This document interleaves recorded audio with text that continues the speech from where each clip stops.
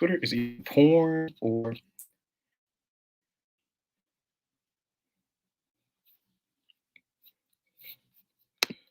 right. Yes, we are live. We are live. We about to get started. Come on in. It's weird to look at you here. Okay.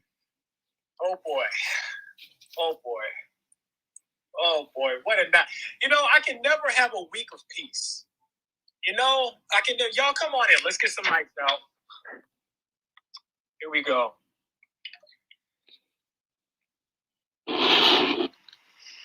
Dino, we bring Dino up. Good evening, everybody. Good evening. Come on up. Hello, good people. Yeah. Hola. Good afternoon, everybody. What's going on? Hey, Dino. First of all, let's start out with Dino. Dino, how you doing? I'm still employed, y'all. Everything's fine. Look, Nate put a fist up for you, man. Like, good. You in the land of the living, brother. Yeah. Everything's all good. So, what happened that you can speak on? Did they Did they? Hey, don't ask that nigga no more questions. I ain't even gonna speak on the card. Nah, don't ask that nigga no more questions. Dino, why are you even up here, nigga? You should be on hush for a month. You need a burner account right now, my guy. You came right back to the violence. Exactly. Like what is wrong with you? Dino need a burner for real, bro. It's all good. Can't really speak on it much. That means it ain't all good. Yeah, the investigation ain't over, nigga. No. Nah, they don't just end like that. You'll know.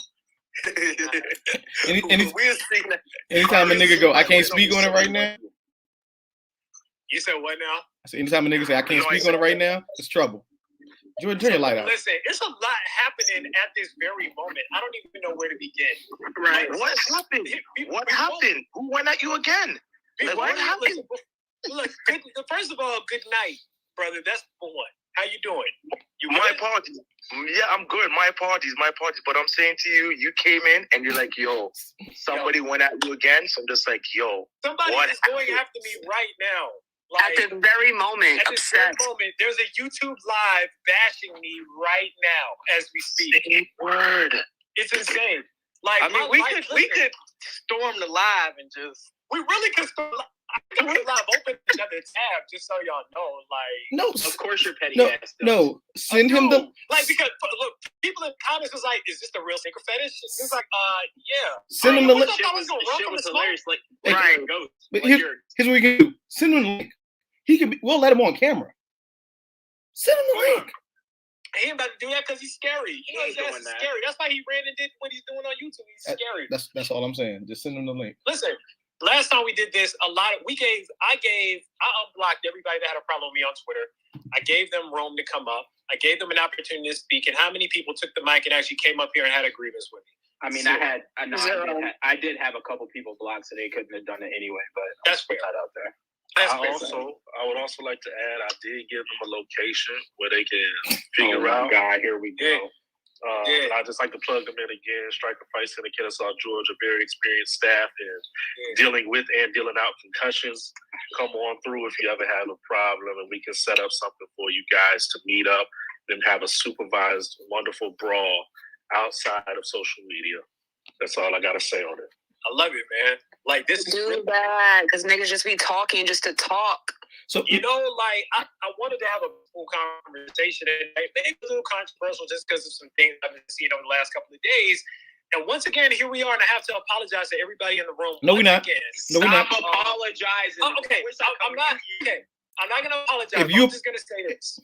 If you apologize one more time, you got to take the do-rag off because I know you don't have a cut. So you got choices. That's why the do-rag is on. That's why the rag is on right now. And that's what I'm saying. We got choices. Either you say fuck him and Frank stand early in the day. How long have we been going? 5 minutes. Frank stand is open. Bottom line. That's all you gotta say, bro. The Frank stand is always open, right? So the Frank stand is open, man. It's just I don't like people getting me out of character, but if y'all saw, I had another moment with another YouTuber, a very large YouTuber, a very, very well-known YouTuber who misinterpreted a statement that I made. about a clip that got put up yesterday. So we're gonna start there. I feel like we gotta have these little fucking moments, but I'm like, let's just make it known and clear the air, like, for everybody that saw what happened. Y'all know who I'm talking about. And I put a clip up last night that was of 3 YouTubers that were not tagged on purpose. And the clip was talking about some of what I want to talk about tonight, which is the direction that sneaker YouTube is going, and why it's so hard right now, you know, for a lot of people trying to figure out what kind of content to make. Now, the thing is, one of those people featured in that video took it upon himself to quote that. Free speech is fine. You know, it's a free country. And he said that, you know, it was a sound clip similar to a political rally where it was taken out of context, basically. He said the clip was taken out of context and that I made it seem like he's not passionate about the work that he does, which was wrong. I never said that he didn't do what he did with passion. And as a matter of fact, I actually applauded him for trying different types of videos, because if anybody knows, he has like 5 different YouTube channels. He's done a couples vlog channel with his girl, who's now, I believe, his wife. He's done a live stream channel. He's got a review channel. He tried to do some other stuff. Cool, like, do your thing. You know what I mean? But he misinterpreted that, and you know, one of his people, I guess one of his largest supporters, I'll call him that. We may call him, I don't know, groupie. Groupie might be a better word. Call him a dick rider. A dick rider might be a better word. I don't know what it is. But somebody who was never mentioned, and not only was never mentioned, but the last I was with him told me that I had dope pickups and sent me a meme that said, send this to everybody that you want to see win. Now all of a sudden, I'm weird, I'm lame, I review all fakes, I'm a fake Jock Slade, I don't know, right? So I'm all these things now, but the DMs tell different. Listen, save your receipts, first of all, just so y'all know, I'm a Scorpio. Always.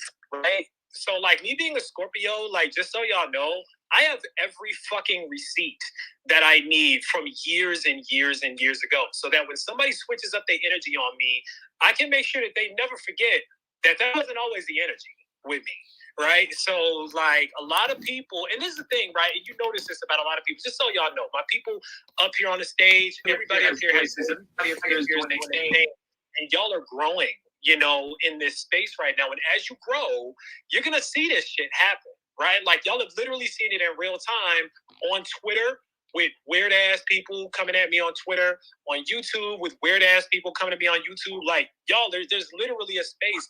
There's literally a live stream going on right now about me, like me, David Bakari. Like, the shit is crazy. But here we are, right? So I'm not going to take too much time on it, but just so y'all see it in person, like, this is what the shit comes with, you know? Like, you know, it just is what it is. So you got to be Teflon out here and just laugh at the shit. You know, I pulled up in dude's spot and was like, yeah, man, that dude is lame. I don't know what the deal is. And like that shape, you know, like people like, yo, is this really sneaker fetish? Is this really sneaker fetish in here? I'm not going to run from no smoke. My guy's not going to run from smoke. What the fuck I look like running from smoke?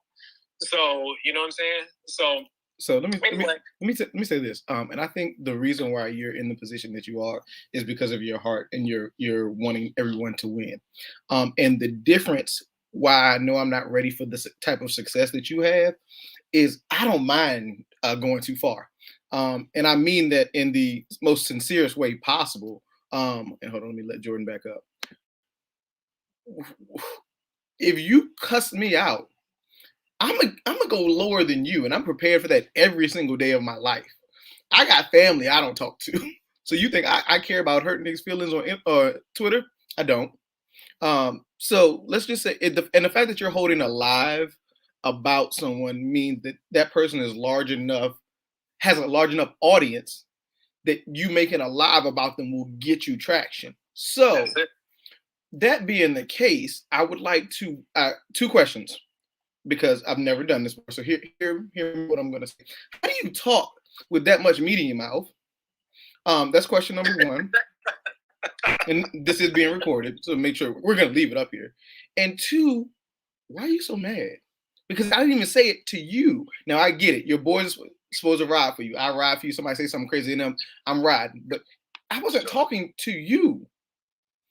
What? Even then, he didn't even say anything wrong. So he gave him props. That was the other side of it. But you know, people like to skim emails and skim what they want to for the headlines. But I'm just like, you're that upset that you went on live. Let me tell you something. I've been on live for a few reasons. One was to get traction, one was for my drinks, and one was for just random because I was bored.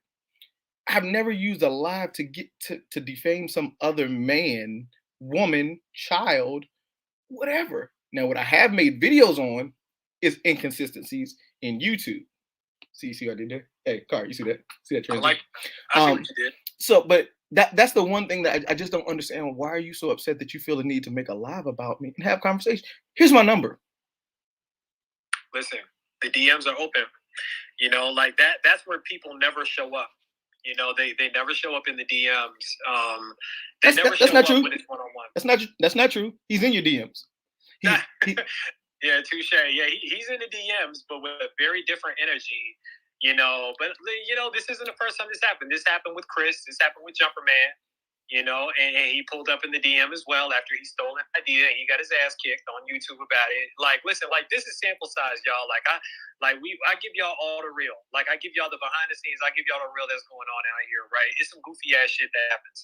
So, yeah, I mean, it's the same energy. And then he pulled up in my DM and he apologized and he tried to video call me and offered to, you know, thank me and credit me on the channel and everything. And I declined. Y'all saw the message. I said, no, thanks. You know, and it just is what it is. You know, I mean, people are weird. You know, people are weird out here. So, you know, this is just what it is. But anywho, Jordan, why does Jordan keep getting knocked off the stage, man? Are you good? Because they know he about to say issues. They know he about to say something crazy. That's probably why. But we need to make sure. No, it says there's an error adding him. I don't know what's going on. Maybe y'all can add him. Yeah, that's what I'm doing right now. I didn't even see he wasn't up there. My bad, Jerry. Okay. All right. So. Hold on, Jordan. Leave the room and come back because I just got the same error. But stay on the live stream because I know you got. Oh yeah, it's definitely uncut over here. Very uncut. Very uncut. Like I said, I don't know. Go ahead. I don't know if they can see the picture that I used for the live stream tonight, but it has a lot to do with Sneaker YouTube, the dumb faces, all of that stuff, the clickbait that we're going to get to. But I do want to leave a space right now, if for those who aren't on the stage, and let me try to add Jordan back. Okay, if you have an issue with anybody on the stage right now, we're going to give till. Don't do that because they about to take my ass up, boy. Don't do that. No, come on. Come on. Pull up. If y'all got a problem with anybody on this stage, if y'all want to listen, I'm a big fan of this, right? Y'all know that on Seinfeld. If you know Seinfeld, you know. But if you don't, Festivus was a replacement holiday for Christmas, right? That George and his father used to celebrate. And there were different phases of Festivus. The first phase was the airing of grievances. You come up, and I'm going to let niggas have the airing of grievances. If you got a bone to pick, if you got a problem, if you have an issue, we can talk about it. Request a mic, and we can talk about it. JD requested a mic. JD don't I'm like declining all mics. I'm declining all mics. All right, well, never mind. Fuck me. Y'all gotta find that old head that was arguing with me. Yeah, we need that guy. We need that guy. I just want to let y'all know, like, Nita no. was like... Go ahead, Kari. Go ahead. You said what, Key? No, because, like, this week I got, like, trolled for the first time, and I'm still, like, just confused. But them niggas are mad corny because Bull went at you for no reason. Literally for no reason. Men that go at women unprovoked, and I'm not saying arguing with a woman is understandable, but sometimes some shit makes sense. But unprovoked is mad pussy and corny. And like imagine just posting like your shaved side, and then someone is just mad, and then the women under there. I was confused because all of them were chopped too, and I was just like, huh? Make it make sense. I mean, if you look at their abbeys, there was no reason to even respond to them because there was no point. Well, Key, I was jealous because I don't have that much hair to shave, so I mean, I do right now. That's why I got this hat on. Oh, listen, you and me both. That's hair, baby. Y'all know I went live too fast. I didn't have a hat on, so you know. He was like, nope. I was like, Nita's trying to give you a hat right now. Y'all saw that. We ignoring Nita right now. I'm good. I got another one right here, too. I'm straight. If that shit comes off, I'm ready. I see, JD, what's up? I see you ready to talk. Let's go. JD. No, Just a little bit of something. Take it easy on me. I need Jordan to stop going after the ashy kicks. That's Talk about it. Talk about it, JD. Talk to him. That's all I need. Tell him he's wrong. Can I speak my piece, please, and tell you why I'm doing it? You already have spoken No, your you piece. gotta let JD get it out. Other than that, I'm good. It's just the ashy kicks. I really love Jordan, but he's just shaming some of my favorite sneakers and some of the things I'm looking to pick up. Tell him again. He said you're wrong, Jordan. He said you dead ass wrong about the ones. This is like slander the Breakfast Club right now. Let's go. If that's the best episodes too. When people be tearing Charlemagne to shreds and getting his ass, I love it. Ooh. Not though. Whoa. Sweating like a motherfucker right now. That's because you got that beanie on in the house. Nigga, it's cold in here. My son had the door closed, and for some reason, Turn it your doesn't heat circulate on. in my room. The heat is on. I have the furnace on. My gas bill's gonna be high as a motherfucker. Facts. Drink some liquor, man. That's That's hey. a whole coat. Nah, because my son's already a handful. You imagine me not being able to stand. That ain't gonna happen. Yeah, he said he don't drink when the kid is there. Nah, He my don't son's drink here, bro. Yeah. I drink because my son is here. Yeah, but you have a backup plan. You're right. Facts. I have Jesus and my guardian angel. Them niggas So don't what help else you me in need, real man? life. I told you lack faith, boy.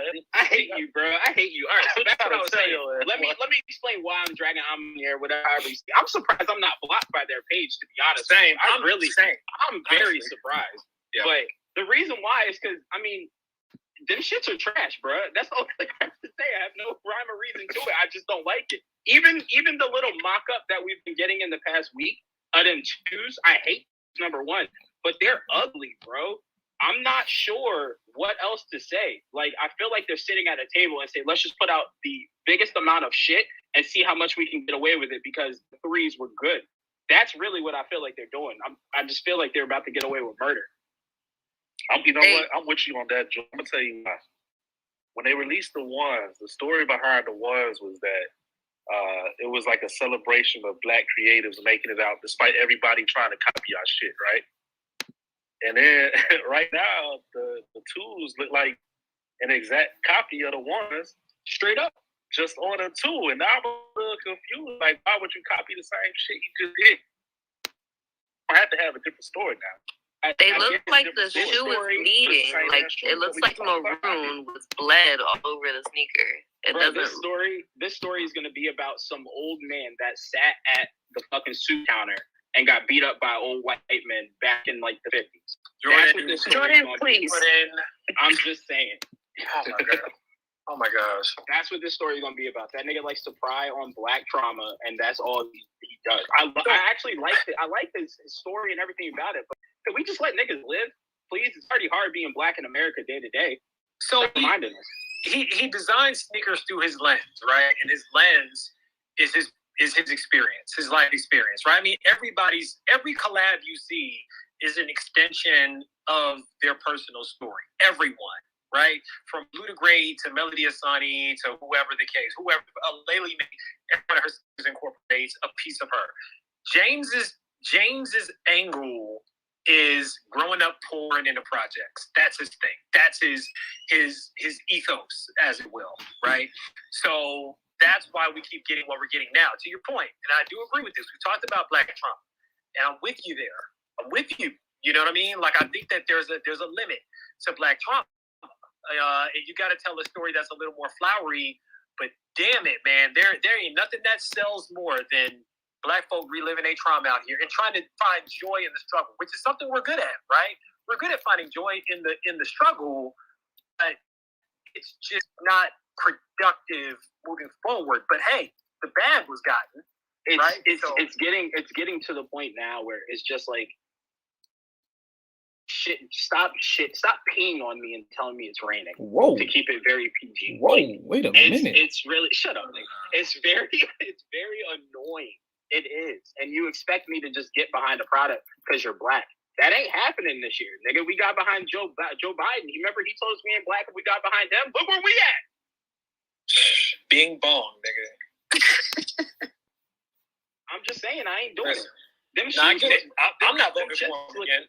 Them shits look trash. I'm surprised. I'll probably be blocked after tonight, but that's fine. Regardless. I mean, I hope say success, but JD First of all, I appreciate JD coming up here and being the first person to be like, nah, fuck that, I got something to say. So shout out to JD for that. Hold on. But I'm gonna tell you, JD, I'm with you. I like the ones, and I'm gonna go on record, and I'm gonna say I like them. Me and Jordan are gonna agree to disagree. He doesn't like them, but that's still my guy.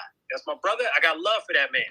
I love you too, but you are bugging. What crack are you on right now? It's a good. In fact, it's you a probably good shoe. got the crack from that ashy ass shoe. The shit fell off the shoe. That's where you got it from.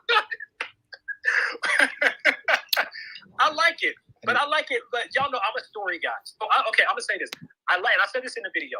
I like the story more than I like the shoe, right? Like I like the story, but because the way my brain is hardwired, I always merge the two.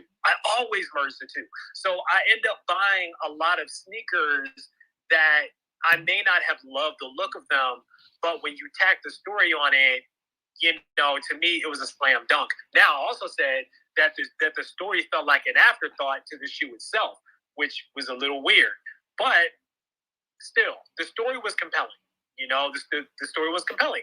I see why people didn't like the threes. The threes were basic. They were basic. They looked basic as shit. But they were actually nice. Like I like the purple that's on the shoe. Like you see, they were nice. Legends, but so that's my thing, right? So what's the difference? Is it really the cracked leather? Because the shoe was like it's the crack. Yes, it looked like that nigga was playing with the Eternals in the desert when they was fighting that. Okay, wait, hold on, don't go there. I ain't seen it. Spoiler alert. Wait a minute, yeah. It's on the commercials. Big spoiler. We don't know that. I don't care. I ain't spoiling nothing. I don't watch commercials back. Hey, Kari. Wow. Yes, sir. Somebody just said you can't fault old boy for going crazy right now because you know that Mercury is in microbraid right now, so that's why. Retrograde, sir. Microbraid. He really knows about this. Microbraid is what it was said. Key, you gonna start? I'm reading whole chart, y'all. I'm gonna do all y'all charts because I need to know why y'all act the way y'all act. Oh, let me tell. I tell you mine right now because I'm petty. I'm a Cancer.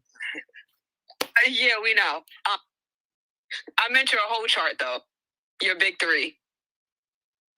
They can't chart me, Key. Wow. Huh? Right now, I can't be charted. When they made the charts, they didn't count for niggas like me. Wow. There we go. He probably is it because you rob niggas? Exactly. Right. You ever seen it on your chart? You ever seen this nigga rob niggas on your chart? Oh my gosh. I'm still gonna do your chart. Exactly, Keith. I'm trying to tell you, they ain't account for me now. Hopefully nobody from Twitter is in here tonight, but they probably laughing along with us. The only people that get in trouble are Dino. Everybody else is on fine. That's the only nigga that's ever gotten in trouble for being in here. Dino catching the straight tonight. Side note, I want y'all to get in trouble. Yes, you did. We're gonna leave it alone now. I want to say this really quickly because people don't understand like the backstory for everything that we do as far as sample size goes. I just upgraded our plan from the free plan to the paid plan just so we can get more content. Cash out to everybody. Let us know. We got you. That's never a concern. I know Kari. Oh, you got it like that? No, I know Kari's credit card number. That's why. But Kari do. Kari got it. Okay. But look, my credit card number, you ain't getting very far. I'm telling you that right now. It's the black card. But the reason I say that is because I want you to see how far we're growing. At first, we couldn't get 3 people up consistently. Now look at it. Look at it. I know. We got a full family tonight. I just want to throw that out there for growth purposes. Wait a minute, hold on. I want to throw something else out there. Hold on. Which place is that now that you say it? We got which one are we doing? I was gonna let that one go, Jordan, but I appreciate it. Really? That's the wait. No. This is the new one. No, this is the new one. Let me tell you why. The other place had the refrigerator directly behind him. That's right. Yeah. Wow. He was in the kitchen. That's right. Wow. Oh wait, He was cooking up that coke that made him like them ones. That's what it was. What's wrong with y'all? My name is not Nate. I don't have a life of crime in my past. I don't do that. Hey, Nate. Right? The fact that you just incriminated Nate after he incriminated himself. Wow. Nate, where you at? Shit, you know why I'm bad, boy. Let's go ahead and get it, man.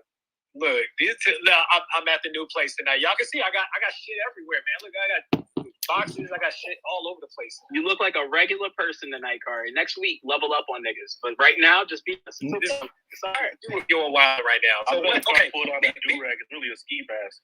I see hands up, so maybe Beetlejuice has beef. Beetlejuice, you got beef with us, bro? Beetlejuice, what's the beef, man? Beetlejuice, don't do it to me. Don't do it to me. What's good? What's good, people? first off, I'm watching on my TV. You know what I mean? So I see the beautiful black face across my screen, which is always a good thing. You know what I mean? Shout out to that paid package, because I was asking, did boys get the trial end? I mean, boys set up. So shout out to Sample Space. You know what I mean? For you know what I mean, taking it to the next.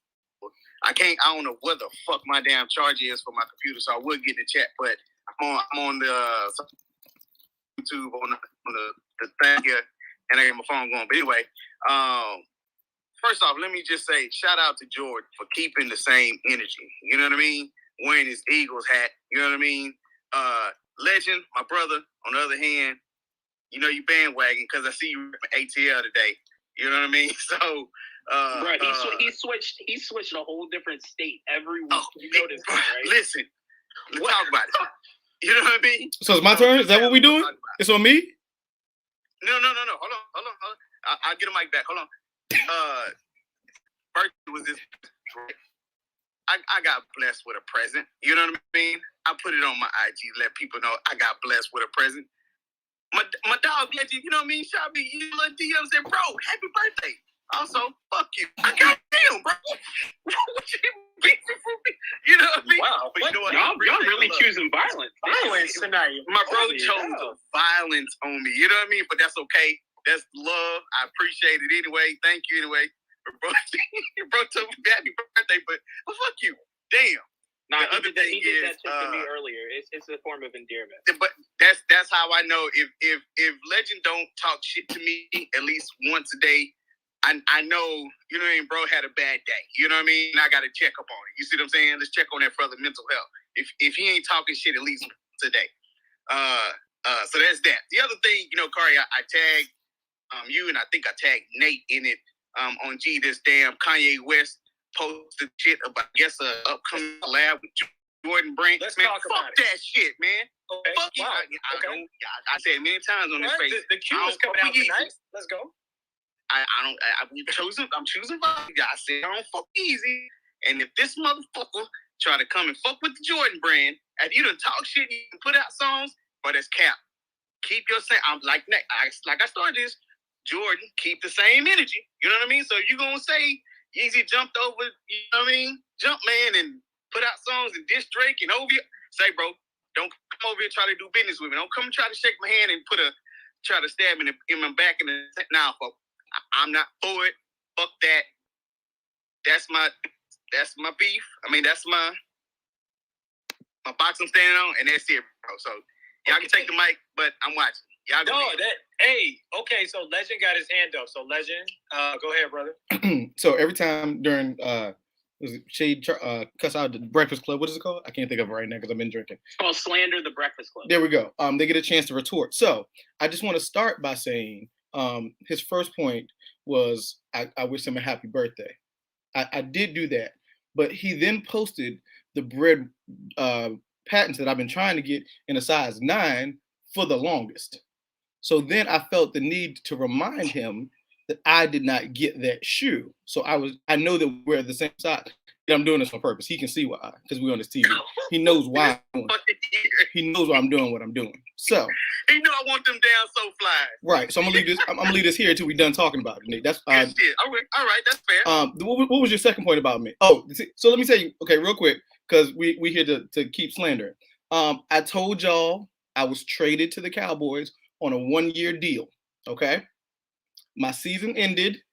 Okay. The Cowboys season ended. So now I am going back to my team. That's it. Boy, get your ass in the coffin like the Cowboys got in that coffin when the 49ers ran all over that ass. Whoa. First of all, we're not. Do it for him. We're not doing this because at least the Cowboys scored. Did the Eagles even score? I don't remember. Yes, nigga. Yes. Okay, my bad. Even before the game was absolutely over, yes, we scored. Y'all scored in jump time. Anyway, who's next on it? Somebody else. No, I'm gonna answer. Hold on, BULLSH, you got some smoke. Oh yeah, go ahead. Kanye West can do whatever the fuck he wants in Jordans because you got content creators out here copying whole outfits in Georgia. Yo. Number two, calm down. Everybody chill out. Damn, why are y'all kicking up? Number two, Kanye said every black man has the right to wear a Jordan in America. And he does. He can do whatever the fuck he wants. Like, well, let the man do what he wants. Why are y'all laughing? Niggas is out here copying, costuming. What? I can't even talk. What is wrong with y'all? Kari has walked off. Legend has walked off. Legend walked off. Where y'all going? Oh, Jordan. my God. Nate has checked out. Jordan. He is like, what the fuck? I'm just let y'all know I love it. I didn't say anything wrong. I love the negativity. This is wonderful. This is a great start to my evening. I think we should just go ahead and go to Dino after this because Dino has his hand up. Let's go to Dino right now. Right now. Jesus Christ. I still don't understand why y'all so like scary right now. Y'all good? Y'all all right? Scary about what? Not you, Key. Key. Hey, Key. No, please. Key, don't you get started, Key. Please. Don't you. You're excluded from any type of slander that's coming towards this stage. You're a beautiful queen. You got it. Anything. I'm not messing with you. I should have done the NFT talk tonight. You should have. Yeah, this was your fault. We wouldn't even be live if it wasn't for you right now. Listen, man, niggas want to be Kanye. That's all I'm gonna say. I want to be Kanye. Shit, let me talk to Kim K and Chloe. Chloe with her 17th ass and face. Dino, what's good, bro? I know you had something to say, please. let me. For one, I'm gonna start. Y'all get to talking about football, and it's disappointing because I'm from Detroit. Damn. That's unfortunate. That's very right. So, yeah, I don't even know what the fuck going on in football. Hey, Dino, before you go, are you watching the live right now? I'm not, but I can. On my YouTube going, it's my baby was watching. Let us know when you get, because me and they got something for you real quick as soon as you log on. This one for you. But go ahead. What y'all got StockX tags for him? What wrong with y'all? I'm not talking the rest of the night. I can't say shit apparently. Damn. Hold on, let me. This is starting off great. Hey, by the way, did y'all know just a little bit of information because we were talking about Dino? Did y'all know that at Nike, they really do have like a place where they take people where they get in trouble? Like it really, like the shit is really like a gulag for real. Like, did y'all know that? Like, What they you mean, really, nigga? I didn't. no, for real. Like, no, I'm What you dead mean? serious. Like, All right, I got the live going. Okay. By the way, Nate, Like a yeah, timeout? like for real, it's a real place. Like when you get in trouble, this for Dino. like they take you. Damn, boy, y'all really drinking tonight. Nita got water. I got ginger ale. I'm a ginger ale nerd. Just so y'all know, I'm always. She said it's not water. That's not water. That's that's rum. not water. That's rum. oh, Dino you know want- Dino what? wants I us. got nothing to drink, but I She wanna literally buzz. just put out my wood, so. Hey, yo. Dino, you just trying to get fired. A little man even said, hey, yo. I'm in what? Michigan. It has recreational marijuana. This is completely legal. Yeah, he's good. They based in Washington. Dino, Chance is not in here tonight, is he? I hope not. But no, yeah, they really, it's some wild shit. Talking for 30 days. 30 days. Tristan, relax, boy. 30 For real. days. For real. First of all, Tuck said Jordan versus the world. Shout out to Tuck too, man. And y'all, if y'all didn't, we're gonna get to the topic of tonight. I promise y'all. But if y'all didn't tap in, Tuck does a discussion with Manier, actually Jordan's most hated brand in sneakers. He does a live chat with my Manier. That's really dope. So y'all should check that out. So shout out to Tuck. But Again, I'm surprised I am not blocked by how many people being here, and I'll be dragging that company. I'm really surprised. Apparently. I have no. Who works for Amayer? Tell me now, so I know when. No, in fact, fuck that. Man, stop making ashy ass shoes. Make a fucking leather shoe. That's all I'm saying. my goodness gracious. All right. Shoes need gold bonds. That's what them shoes need. You ridiculous. So, did you have ashy feet as a kid? Is that why you don't like? Nah, my pops did. My pops did. Rest in peace. That nigga's feet was terrible. But, He did. My dad did. But I'ma just say it. Fuck them shoes. He thought because he was light skinned that people couldn't see his ashiness when he was growing up. And now he's got, a predisposed condition to disliking everything that looks like his cracked ass KD skin. I got to go back to Uncle Ruckus. How did we get here, y'all? So hold on. Let me tell y'all a story. Of why I am so moisturized to this day. I remember I was playing basketball with one of my. All right, we're gonna get some Peppa Pig on. All right, so get out of here, boy. So I remember I was playing basketball, and one of the dudes, he was like the best basketball player at this Christian school we went to growing up. I remember my elbows was ashy as a motherfucker, right? So I remember I was like, yo, can I be on your team? And he said, one thing I'm going to teach you is be moisturized. And from that day, I was so embarrassed. I've always kept hand lotion, fucking Aveeno, them niggas, me and them, I give them all my money. We straight. We good. Now, one thing I'm going to do for Christmas is I'm going to send every On My Year employee some fucking Gold Bond to put on them shoes that they be rocking. That's all I'm going to say. Are you trying to say that the shoes got athlete's feet? You know what? I'm not feeding into this. What was the shoes got athlete? That makes sense why they so cracked. All right, there we go. We got it, everybody. Phaedra's not even in here, man. You ran Phaedra off tonight. Yeah, man. she worked. What is she? HR over there? She's HR for the Whitaker Group, so the whole company. She's HR. Let me tell you how when I found that out, my heart sunk, and I said, "Well, they ain't going no better." Yeah, gotta stand 10 toes on it now. You have to be more careful. You got to be more careful. Listen, there was a topic tonight, so let's dive into that. So. The last couple of days, obviously, Beetlejuice brought it up. We've seen the shit going on with Kanye and with the Jordan Brand situation, all that kind of shit. And one thing that really was starting to get on my nerves was the fact that there were whole ass discussions, think pieces, Twitter spaces, clubhouse chats, literally about a post that meant nothing, that nothing happened on. Nobody knew what was happening.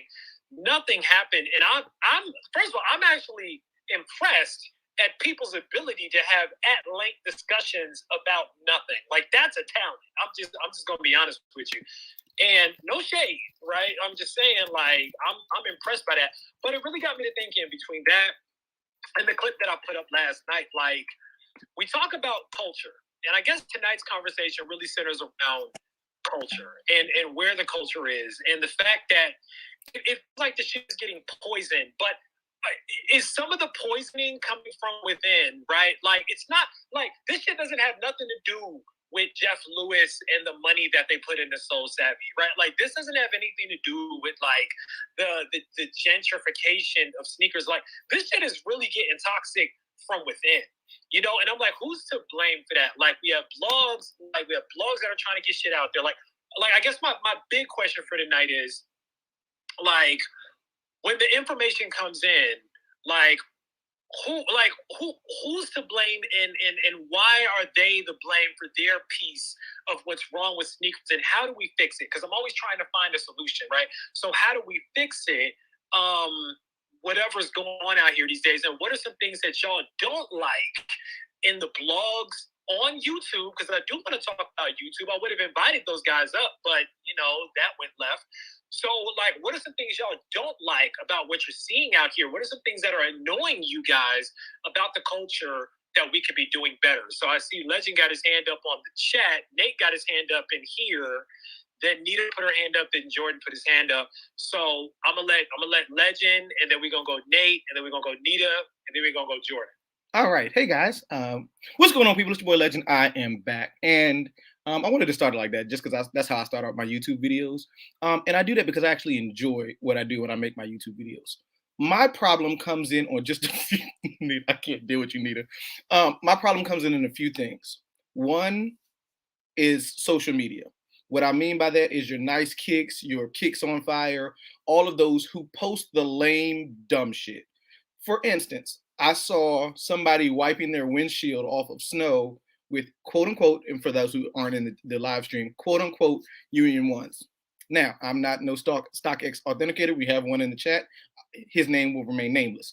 What I'm saying is those were fakes. But for the average person, they don't know that. I'm sorry, maybe I shouldn't say fakes. I should say reps. UAs, whatever you want. Fake. Them shits is fake. Hey, there's real and there's fake. I know because people are calling my shoes fake over on YouTube right now. Hey, there's real and there's fake. They are having a ball over there. I was trying to be political. So that's part of the problem, is that is what people see as the culture, the eating the cereal out of the shoe, all of that dumb shit that people go, oh, that's what I want. So then that shit translates over to YouTube. Now, I'm going to tell you a quick story about my YouTube. I got tired of people talking about shoes that I had that they got the information wrong. That's why I started. When you were missing stuff, when you were saying the wrong information, when you were quoting stuff wrong. And I'm like, listen, I'm no expert. I am no sneaker fetish. I am no wear tester. I don't have a Rolodex of information, but what I know, and I'm going to give you that information. And what that leads to is reviewing fakes. What that leads to is clickbait, where they hold the shoe and then you watch the video. There's no shoe in the video. Or they're reviewing pictures of a shoe. I'm going to tell you, the only time I give a thumbs down is when you get inaccurate information or you lied to me with clickbait. That's the only time I will give you a thumbs down on YouTube, because I know what it's like to create, edit, and do all of that shit. That's my problem. That's fair.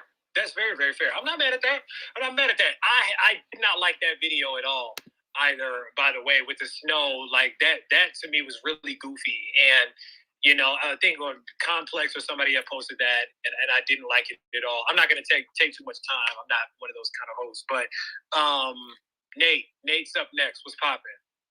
Yeah, so I ain't gonna front. I know you my boy, but I don't really watch TV like that. I ain't gonna front. I watch y'all shit to give y'all's views off of me, but you know, as regards to other niggas showing me shoes on you, like I don't give a damn, man, because half the time it should be fake anyway, so I don't be tripping on it. But I think it's the blogs, really, man, because they really be promoting some goofy ass shit. You know, the snow weird shit, whatever. That shit been going on forever. Like, it was like in 2012, like niggas pouring Sprite into they Sprite LeBron 8s type shit. All that goofy shit that people was doing back then. Like, and it was getting mad play on all the major blogs. Now, I remember Nice Kicks when they were selling fake vapes. But that's neither here nor there. But it's just crazy that, you know, they promote the goofiest shit, the culture, all this like disrespect your kick stuff, and then they turn around and like they do the same thing a lot of the sneaker YouTubers do, right? We want to be the first look. Don't matter if the shoe is fake. This is the first look. This is what's gonna look like right here. And they doing this, man, and it's just they creating the hype behind all this bullshit, making it seem like shit ain't what it really is, and then they promoting like not even wearing kicks no more. Like, y'all not promoting buying shoes, wearing shoes. Y'all promoting like buying shoes and throw your shit in the pool because we just might repost it because it's dumb enough to be reposted and for people to not like it enough that they gonna click a like on it anyway because it's so fucking stupid. So yeah, man, I think that's a problem, man. I think these blogs, man, they've been fucking shit up for the longest time. As soon as Instagram hit, man, it just went crazy, bro. No, and that's fair, man. Like, you know, you know, I'll be honest with y'all. It's hard. Like, content is hard these days. Like, honestly, like news out here is kind of slow, you know. And so with short form video popping off the way that it is these days, everybody's trying to get hot and everybody's trying to get famous, you know. But again, these major platforms that have the ability to amplify, they could really make it pretty much anything hot. They just choose to make the goofy shit hot, and I think it's very weird. But no, I appreciate that. And look, that's real too, Nate. Like, listen, I don't expect everybody to watch my videos or to watch YouTube. Like, YouTube is a different space that has a different audience, and Twitter has a different audience. I tell people that all the time. I cannot do what I do on Twitter on YouTube. The shit wouldn't work. And I cannot do what I do on YouTube on Instagram. The shit won't work.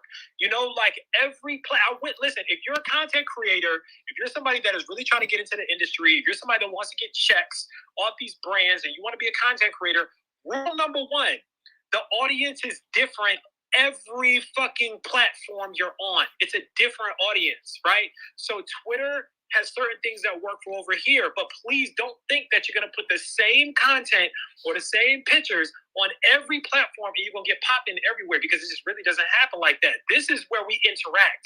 I'm very vocal on here. I interact with people on here. Then we just show shit over on Instagram. That's pictures and videos, and then YouTube is different. That's where the history goes down in the research. So y'all, like, just please just understand that, because I'm sick and tired of people thinking that, everything is one and the same. Jordan, Jordan up next. What's going on, man? Nah, it was Nita. Nita, you're next. Go ahead. Oh, Nita, what's up? Trying to do me dirty. So, back to YouTube. My discrepancy is I don't like the motherfuckers who get on YouTube, buy sneakers to review them, and then return them. Like, let me mute my mic. What's the purpose of that? Like, I feel like we were talking about the whole, like, culture, and I think YouTube has a lot to do with, like, the fuck-ups in the culture. Like, you got motherfuckers who are reviewing sneakers just for, like, they don't even like the shit. They don't like it. So what are you, like, why are you buying the sneaker? Because it gets them views, because it gets some clicks, because it gets some notoriety. I mean, if we keeping it a buck, some people that review sneakers really don't like sneakers. They just it's what helps them get people to like them. Talk about it. And I think that's trash. I agree with you. It's being fake, which we all know I don't fuck with fake people. So, all right. So what I was gonna say. Are you done, Nita? I'm sorry. I don't want to be rude. I am done. Okay. Oh wait, you don't want to what? I don't want to be rude. I love Nita. I love Keith. To Nita. Okay, that's. Can I finish the ladies on? I love every single lady on this panel right now. That's all I'm gonna say. Back to my gripe. I don't know why we're giving YouTube a platform to be ethical when our own media that tells the general public bullshit every single day and expect us to feed it. They're just following suit. So, number one. Number two, what was I going to say? Oh, and to Nita's point, mad niggas had a top 10 of shoes they didn't even touch. So why are we acting like niggas are going to tell the truth? Like, it's what it is. People are just trying to get clicks. People are trying to get views. People just want people to like them.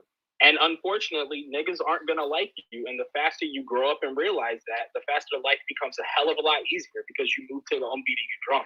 If you're a content creator in here right now, and your channel is not something that you enjoy on a day-to-day basis, just do what you love, bro. Niggas appreciate authenticity. If you're not authentic, we can see through the bullshit, and we'll talk about it. That's the problem. But that's the problem, though, right? So we talked about this a little bit last night, right? Authenticity and passion don't always pay the bills. So it's hard, for some people, and that was what I understood. That was actually what I respected about that video clip, which is why it just blows my mind even more that Tony's, that Tony's DuBois is going in like he is right now, because there's one person on that stage that is a corny ass dude. And it's not the other two. It's not, and I don't know who they are, and I don't mean disrespect by saying I don't know who they are. Yeah. But Tony and the other African American gentleman, I'm gonna be correct when I say this. Yeah. But I think his name is Keys, however the fuck you say his name. He is the corniest nigga out there right now. Absolutely corny. He does stuff for Keys. There you go. He does it for clicks. He eats out of $10,000 sneakers. That is corny, bro. I don't know who told you that's cool, but it's trash. And I know those aren't real. Those are reps. Like, you think we're dumb. Those are reps. Yeah, a lot of YouTubers have rep collections. A lot of YouTubers have rep, which I think is hilarious that, somebody's coming at me about a sneaker video that I did 2 years ago, which is weird in itself. But on top of that, a lot of the big YouTubers that have big collections, a lot of player editions and stuff, them shits they're 100% fake. But that's another conversation for another day. But where's the smoke for Foamer? Where's the smoke for Foamer? There's no smoke for Foamer. There's no smoke for a sneaker life. A sneaker life, Mike, he did a video on the exact same sneaker. We got our shoes from the exact same place, but nobody came to them because they're big and they've got more clout than I do. And that's just the name of the game. That's just really what it is. A lot of people they don't like me. It's a me thing, right? Like, please. Oh, I'm sorry. I see you in the comments on the other. Sorry. I ducked in and I ducked back out. I'm done. I'm done. But hey, Carl, can you send me the shoe? Can you send me the shoe so I can review it real quick? Absolutely, man. I just want to see. I mean, because they don't have to talk to me. Just pull up. Like you got an Addy for me. You know what I'm saying? So like, I've asked for addresses and I don't get those. So you see, bro, he had 7 addresses. What do you want him to give you? The PO boxes? And you see why the hashtag is "goddamn it, Nate"? See, this is why. That's why it is. No, but that's just what it is. I tried to actually give them, a chance to get some kudos for the fact that it's hard out here. But anyway, like I said, I won't go too deep on that. But Jordan, no, good point though. Who do we have next? I think we had Dino next. Yeah. Dino. So what it is right now is Dino, International O, because I know he with the shits. Then we got Steez, then we got David, and we can start moving mics around after that. Cool. Dino, what's up? I was just gonna say, to the point of like sneaker YouTube, I'm real surface level with it. Kind of on the side of Nate. I probably watched the one show with what's his name, Trinidad James, maybe every once in a while, but that's really about it as far as I say sneaker YouTube goes to me, because I don't know. I feel like I ain't gonna say I come from a different realm of like sneakerheadism, but like people just be in the streets as far as like the people I deal with. So it's like talking about a YouTube video it'd be strange. It'd be strange if me and like my sneaker homies that I'm close with locally or whatever is what I'm trying to say. But I say all that to say, you said, is it like toxic coming from within? And I'd have to say, yeah, because like that stuff does like pop up on YouTube or whatever you will see, and like some of that stuff you could tell is foo-foo, it's fake from like the screenshots or whatever, and I don't get it. So that's all I really had to say. I don't get it. Yeah, now you can tell there's a lot of buffoonery going on out here, but I'm gonna tell you, people are incentivized these days to do it. I talked about this with Mr. Unloved Ones. I think he's actually in the building. Shout out to Mr. Unloved Ones. And we've gone back and forth with this conversation about the fact that people are incentivized to show fakes, like, because the fakes usually are out first, and they're getting the I won't say they're out first, but what I'll say is the fakes are easiest to access. And so because they're easiest to access, a lot of people in the States get them in their hands first. Just so y'all know, when it comes to fake sneakers, you have to have something to build the fake from. A lot of people miss that. And I don't understand that, because Vice did a whole, if y'all have ever seen Vice on YouTube, they did a whole episode about the sneaker market over there in China and how that works. And so you have an authentic sneaker that's made first. And then the authentic sneaker is what they call the smuggle and hustle. And so that is literally smuggled out of factory. It's sold at a very, very high price, sometimes to people in the States, sometimes to other factories. And so what they do is they reverse engineer the authentic sneaker, they cut it up, and then they replicate it, right? Materials or machinery that isn't as good as what the OEM factories have. And that's how they mass produce the fakes, and they make it so quickly. But but what happens is that, right, because the fakes are very cheap and they're easy to get, people get them and then they blow up because Complex is posting them and all the blogs are posting them and, all this other type of stuff. Like, shout to Yankee Kicks. I'm not mad at what they do. But, the majority of the early photos that we see out here, either from Yankee Kicks, and y'all can tell because it's that same guy with the same pose with the socks on, or it is Rep God, whatever the Instagram account is, right? They make high-quality fakes, but they're incentivized to do that. Other people are seeing that and they're replicating. Listen, people will follow what works to get them hot. Right? So if these blogs only put up vetted people that use 100% authentic product, guess what? Those people are going to try to get their hand on authentic product. But because we've given way to that, because people really, and I took a poll on this, people on Twitter were like, I really don't give a shit. Like, I don't care if it's fake or if it's real. I just want to see what it looks like. Well, guess what? Yankee Kicks heard you, and all these other people, mad people heard you, right? So they're like, well, fuck it then. I'm going to get the fakes, and I'm gonna get popping off the face. And I keep telling people, if I had my hands on, like, do y'all know how many? Legit question for you as a YouTuber. No, don't shake your head. Question for you. So, do you ever get those DMs? I know Mr. Unloved Ones does. You ever get those DMs that's like, hey, I'm such and so. I made quality replicas, 1-of-1 replicas. We'd love to do a review for a free sneaker, blah, blah, blah, blah, blah. Do you get those messages? All the time. You know what I mean? And I keep telling people, like, if Kari was doing fake reviews like that, do y'all realize my channel would be booming with reviews right now? You know how many sneakers I would have right now? And I could get them for the free ski on top of that? Come on. Anyway, but yeah, no, I definitely agree with that, Dino, for sure. International man, talk to us. Tell me something. Hey, real quick, before I just want to say one thing, man. Hey, I don't know if you can see the live stream, but your boy got your little ice cream, man. That milky cookies joint you said was the greatest. I'm trying it out, and if I don't like it, you owe me $4, nigga. That's all I'm saying. Damn. Nate, wipe your camera, by the way. Yeah, Nate, your camera look cloudy as a motherfucker. Unless man, I don't give a fuck what y'all talking about. Boy, wipe your nose. Boy, stop playing with me. Boy. That is not the best. Okay. Wipe your All nose. right. Okay, wipe your nose is what he said. By the way, Phaedra's in here, so Jordan, keep that energy. Phaedra's in the building. Phaedra, if you need the link. How you doing? That beautiful black queen. How you doing, girl? That's not what you said earlier. Really? Really? I said nothing bad. He about said Phaedra. everybody that work at the Whitaker Group can see these hands. That is Frank stand is open. Matter of fact, he as a nigga that can't fight, I did not. He said, and I quote, I'm starting with HR first since they want to go right about it. That's what he told me. She got a mic.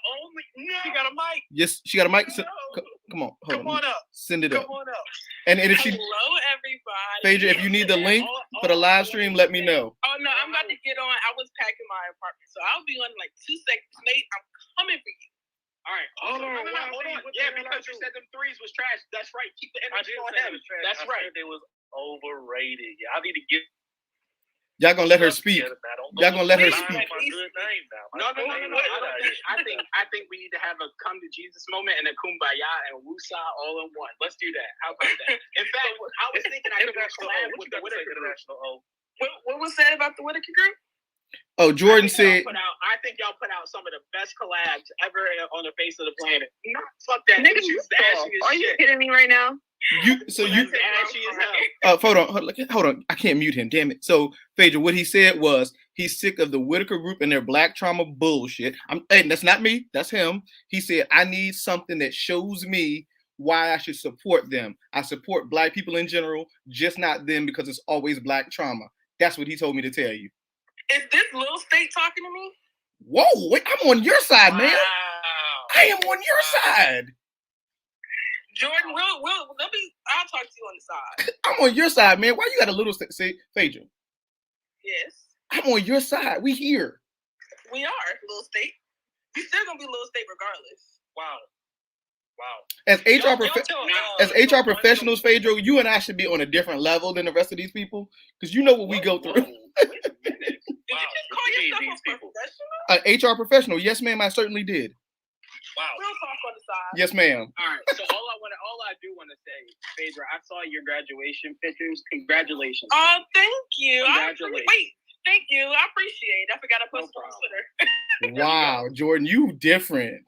I love when black people excel. You are different today. Hey, look at Green Face. First of all, it's a flex on the camera right now. There's so many flexes. Kari and Nita. Where's y'all y'all pull out shoes when she on stage? That's crazy, bro. I'm just saying. Let me get on this live stream. Hold on, y'all funny. Phaedra, Congratulate y'all. Wish Phaedra congratulations. She's got her master's. We love to see beautiful black women educated. Phaedra, send me a DM. I'll send you the link. Love to see her. Got that master's. But okay, I know we have international. Oh, my brother, what's going on with you? Fellow Spaces host, what's going on with you? Oh man, nothing much, man. You know, I guess the only thing, and some people may do it to each his own. To me, I just always felt it was corny on YouTube when people do what they call reaction videos. It's just me. I just feel like it's corny because it's like if I create content and then you upload my content to your shit, making reactions to it, I feel like you eating off my shit, especially if you monetize. Because I feel like if you using my content to create reactions and shit off of it, then I should get a percentage of whatever you make for that video because you using my shit for your content because you ain't got no content to put up for that day. I just think that's corny. I know the whole thing is to create as much content to keep generating revenue, but some of that shit, and that's why I don't do that. Like, I don't be on there. I should be on there more than often, but I'm not getting on there every day if I ain't got shit to talk about. But doing reaction videos and using other people's content to eat off that shit, I think that's corny.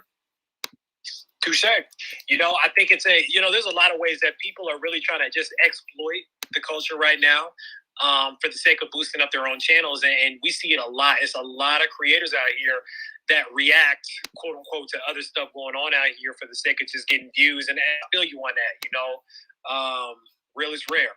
And again, it's hard coming up with concepts and topics.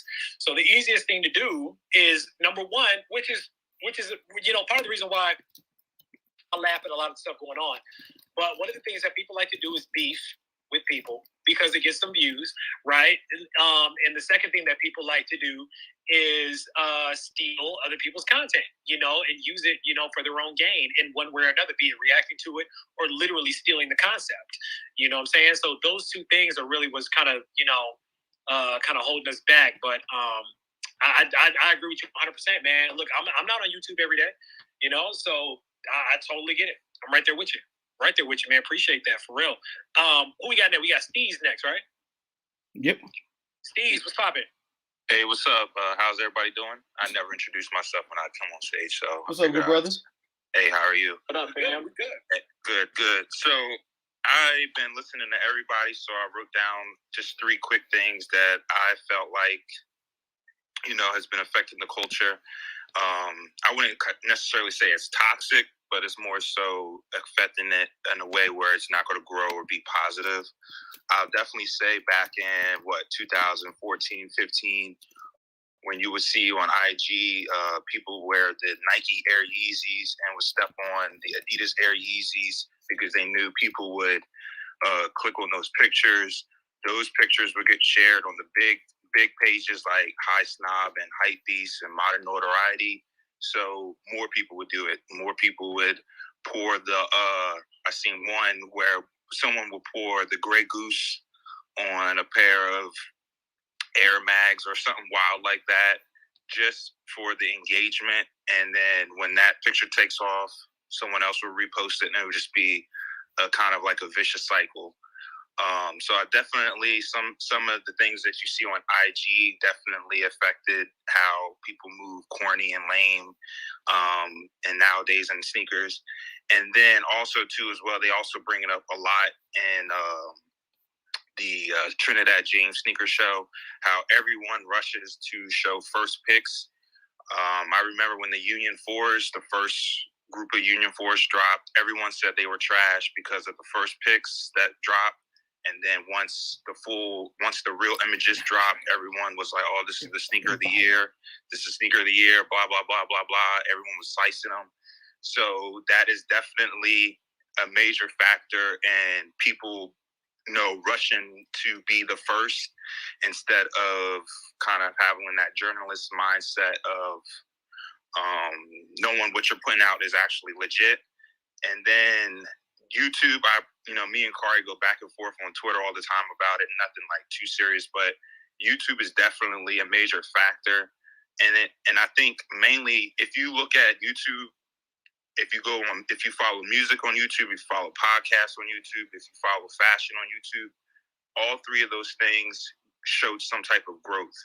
YouTube videos from 2022 to 2012 were all the same 5 videos. It's the reaction videos, it's the on feet videos. And granted, there may not be that many different type of videos you can make on YouTube, but there's no one really pushing the envelope.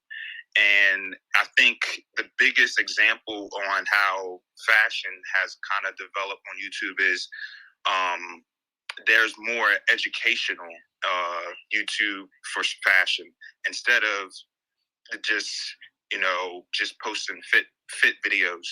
So, and I feel like those are actually more beneficial because I mean, if you're getting older, some of the 3 dudes that was in the video that Kari posted earlier today or yesterday, those dudes are like in their mid-30s. They're married. They got kids. None of them have grown with their real life. Like, I would feel like they would want to develop a more mature audience as they mature, but that's neither here or there. So, I mean, I feel like if there was someone that, kind of came in and disrupted, the sneaker YouTube to make it just a different lane, I mean, not everything has to be the same 5 videos.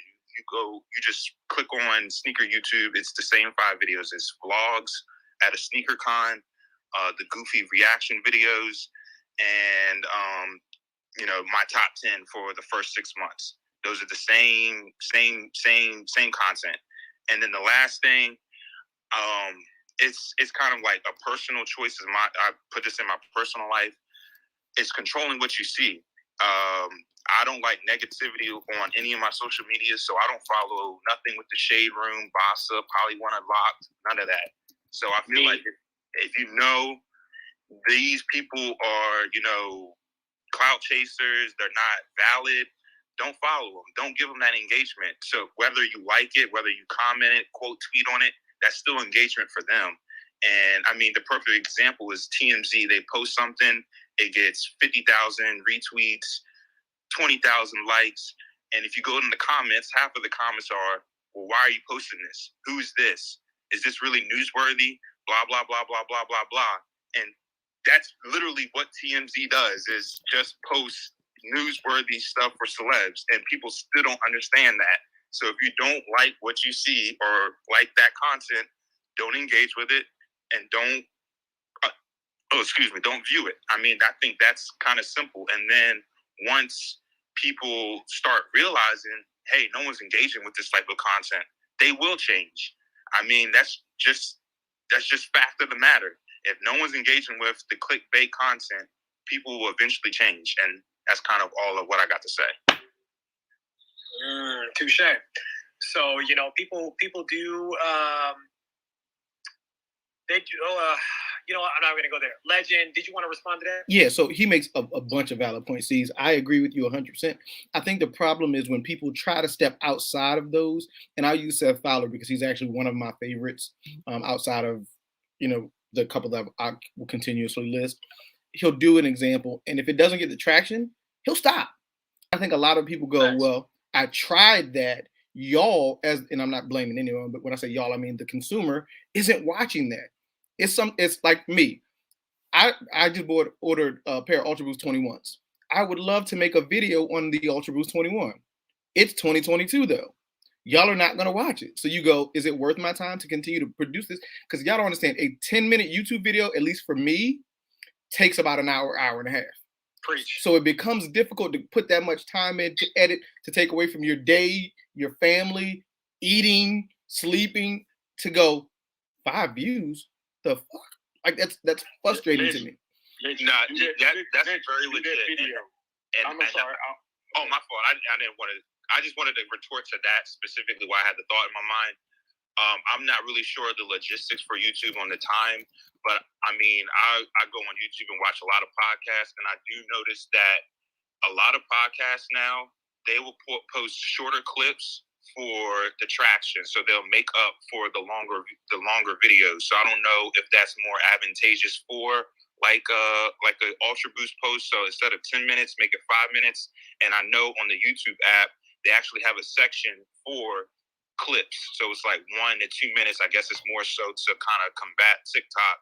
But I feel like those would be something that you could use to your advantage for ones that you know that's not going to get a lot of views. Yeah, so you're right about that. And you were saying to say something before I retort. What were you about to say? You should do it, bro. Like, regardless, it's because honestly, man, with that Ultra Boost, there's some people that like a 21 better than a 22 or a 20. I would say do that, or not. If you don't want to do it, if you still hesitate, do short.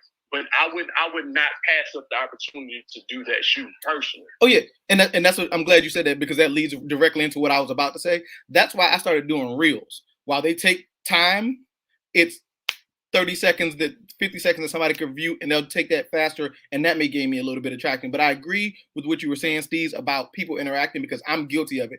There's a dude called the Dancing Gorilla. and he makes That me nigga needs angry. to sit down. He needs to stop. He pisses me off. Oh, y'all mean that big dude with them tight pants? That nigga he's about to get a bag. He's But about to get a bag. He's about to get a bag, and you know what it is? I hate his ass. Not personally. I hate what he's producing, but and I saw that Falcons Cup, Brig. Good shit. But what I want to say is, I repost him and go, "This is stupid." I'm interacting and giving them the traction. Yep. So you're right. We have exactly what I was saying. We have to stop that, and I do it I do the same thing on the sneaker blogs. I said the reason why the people keep wiping shoes in dirt to show that they is because y'all reposted, but then I interact to tell you you're stupid for posting it. So that's the tough decision. He looks like he can crush a watermelon with his thighs. I've been really trying to. I guarantee you, there's a video of him doing. I want to say something about him, but I'm gonna put it in the back channel because y'all not gonna cancel me. But yeah, there's a lot of things you could say about him, but you know what I mean. Let him be great. Who was next? I know that we had David was next. I ain't letting him be great. He Terry Crews. He a generic Terry Crews. Terry Crews like 10 years ago. I'm just saying. Terry Crews is awful anyway. It's David next. I think followed by Schwett, followed by Unlove. Yep. Hey, all right. So I gotta go, and as a diehard Bengal fan, I gotta say a Houday because they made it to the AFC Championship. Thank you for putting Julio out because I didn't want to see him succeed without us. I appreciate it. So it's been so long since the Bengals have been in the AFC Championship that Jordan was rocking the Jordan 3s. That's how long it's been. Wow. So why am I catching strays everywhere tonight, bro? My goodness. I would say that toxicity comes just from monetization.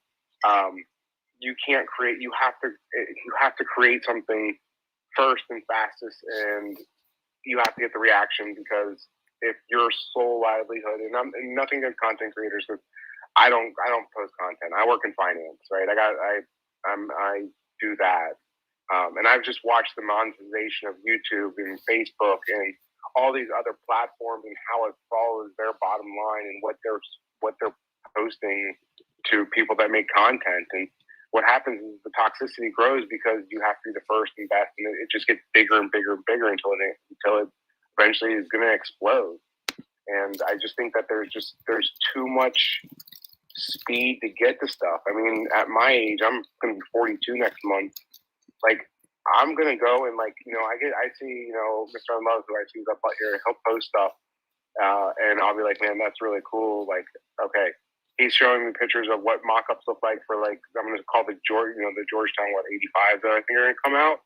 And I'm like, yeah, I want those, right? I don't need to go look at, someone's reaction to a shoe, especially if it's a Jordan, because I already know sort of the models I'm going to run. I don't know. I just think that the toxicity comes from, the monetization, and until we stop some of that, which we probably never will, it's always going to be toxic because you're going to have people who go to the extremes to get as much money as they can from these companies that are trying to outdo one another. And I'll sort of leave it at that. I agree 100%. I think there are too many people in the sneaker community because of the fact that it gets them a check or it gets them friends. Mm-hmm. Listen, let me piggyback off that.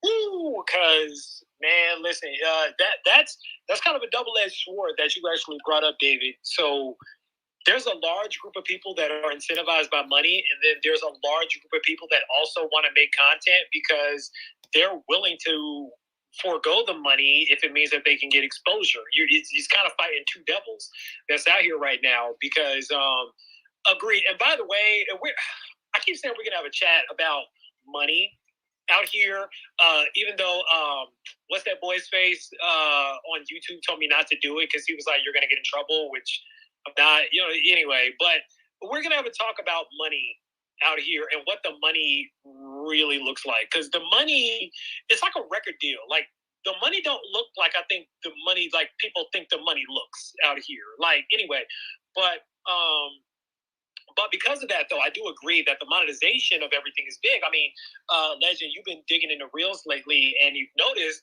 Instagram has started offering bonuses for Instagram Reels. They're offering you money to hit certain views, like a certain amount of views on Instagram Reels, like up to like $800 if you get a certain, just cash money, right? Like, it's a war right now. I got paid yesterday. Yeah. It's actually That's how he paid for the subscription that we got.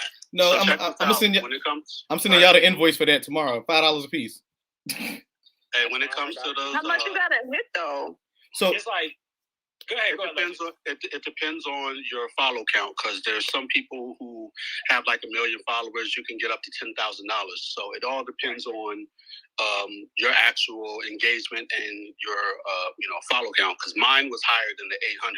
I didn't reach it, but the goal amount is always different depending on who the individual is. Then there's also the badge aspect that you can get during your lives that people can pay for. Yep. That's true too. Yep, and money, right? Incentives, right? Incentive to go live, money, incentive to post reels, and I know Instagram is really putting the money behind that right now, because TikTok honestly is whooping their ass when it comes to short form video, right? So they got to do something to bring people back over to short form. But now you got YouTube Shorts. Now YouTube wants in on that, and Facebook Shorts. And what people don't realize is you cannot take your TikToks and post them on Instagram and think that you're going to get paid in the same way. Instagram has some sort of filter set up that if it's a TikTok video, it will not get as much exposure. I'm telling you, because I found out the hard way. Yes. Because I tried, you can edit better to me on TikTok. But if you try to post that video, good luck. Doesn't count. Yeah, they have an engine. They have a machine behind the scenes that can tell whether you're just uploading a video, and it can scan it for the TikTok watermarks. But or if you're using it, call it native in the app. If you're using Reels natively within the app, that's when you can qualify to get money. So yeah, it's a war right now. And then again, right, there's a lot of people out here. I'm gonna just keep it a buck with y'all. There's a lot of people out here that just want to be famous. Like, they just want to be popping. And so there's a lot of brands right now that are finessing the shit out of creators right now, offering them product, offering them exposure, offering them a very, very small check, $100, $150 or something like that, for a ton of work right now, because they know that people really just want to be famous as well. It's ugly out here, man. It's ugly. So you're right, David. You are absolutely right, man. For real. Appreciate that. Who do we have after that? Was it Mr. Unlove? No, before Mr. Unlove is Shwet, Mr. Unlove, and then Edward. Okay, yeah.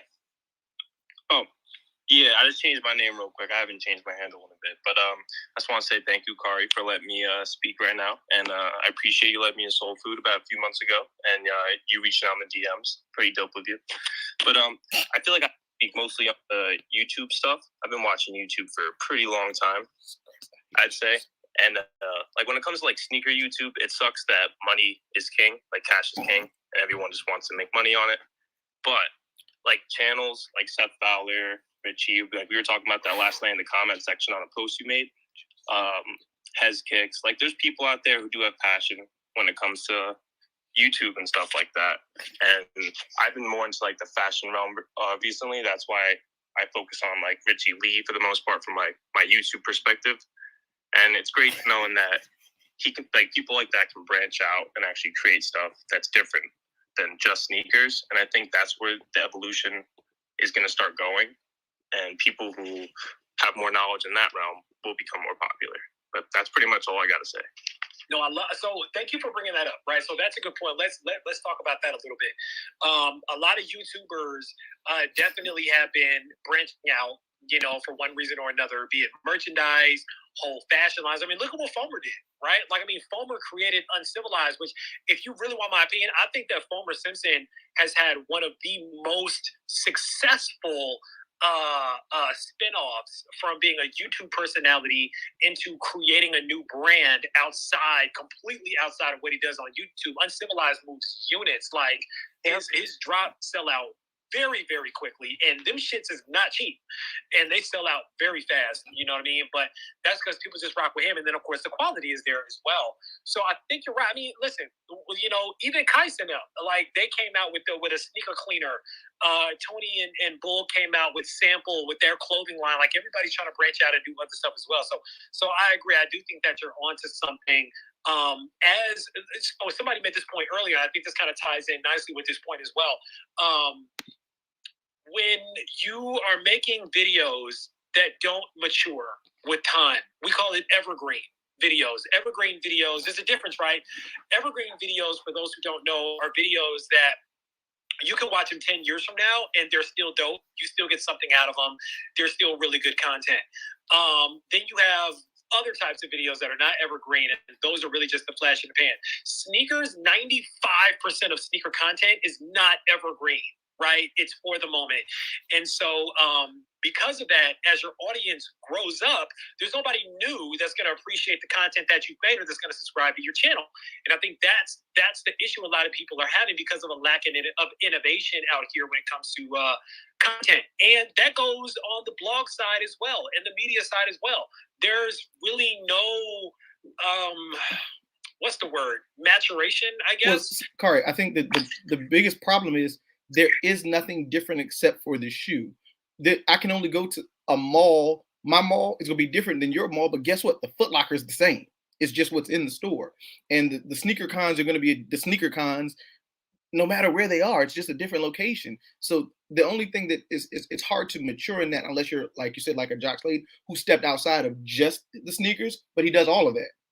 But it's something simple as, like, I've seen videos from when you first started to now. The information is still there. Maybe the on foot's a little bit different, but the quality has gotten better and the information has gotten better. And that's kind of what you have to live on, because we're still at the end of the day talking about shoes. And yes, you could be one of those people who does a lot of graphics and all of that. But to me, I don't need all that. I want to know the information and I want to go. Well, a quick thing real quick. I don't leave off, but big shout out to Full Size Run. If anyone's gonna watch YouTube, watch Full Size Run. Highly suggested. I watch old videos all the time, like seeing your favorite celebrities, designers, people who are involved in the sneakers, all that. They always talk onto it. Trinidad James was like recently new on it in the past 3 years. Great addition. Like Brennan Dunn's funny as shit. So was Welty. Great people to listen to. And I'm gonna leave it off with that. No, that's love, man. Yeah, I mean, in Full Size Run, of course, you know, our sis, Jaleesa Nicole, is now a part of that family, you know, over at Complex through Soul Collector, you know, and she's doing her thing, and her and Trinidad are talking back and forth. I really, really want to put it on record. I want to see Jaleesa do something with Trinidad one day. I think that'd be really dope.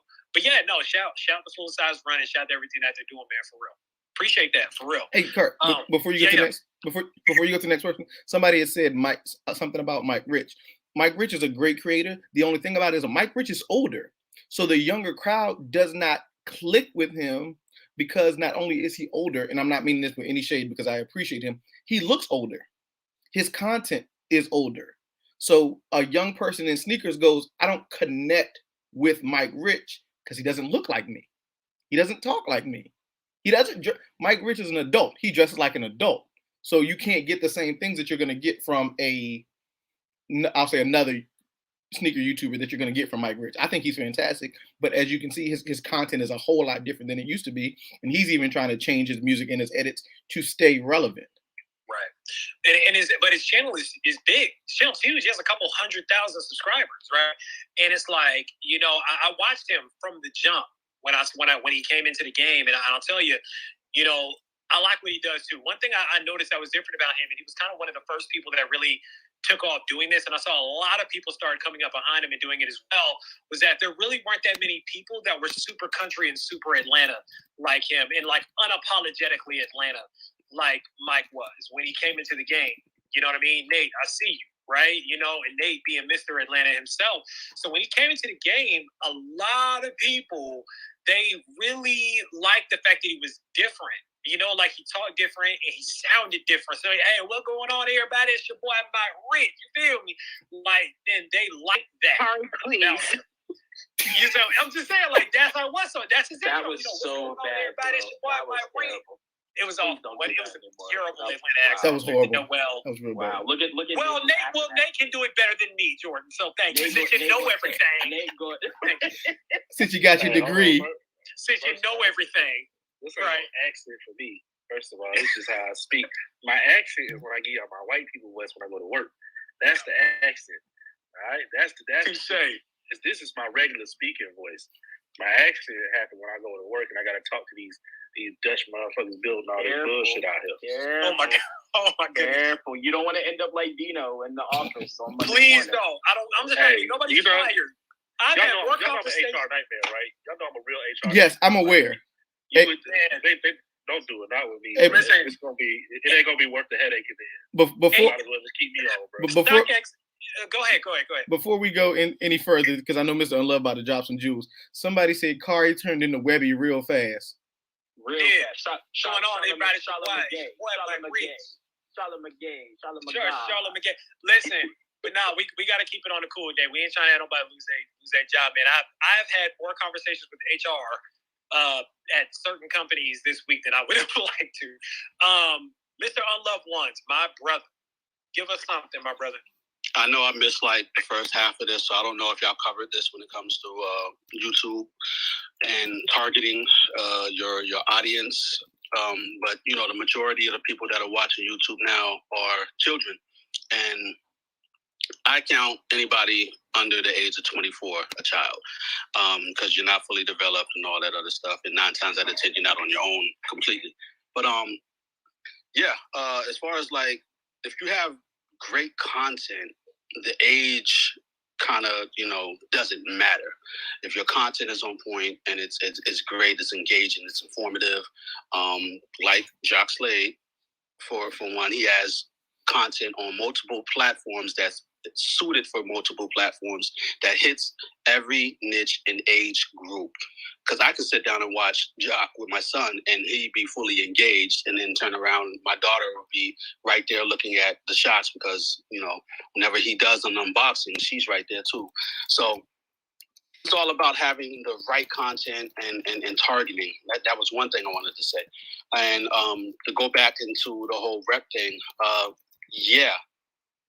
Ari broke that down perfectly.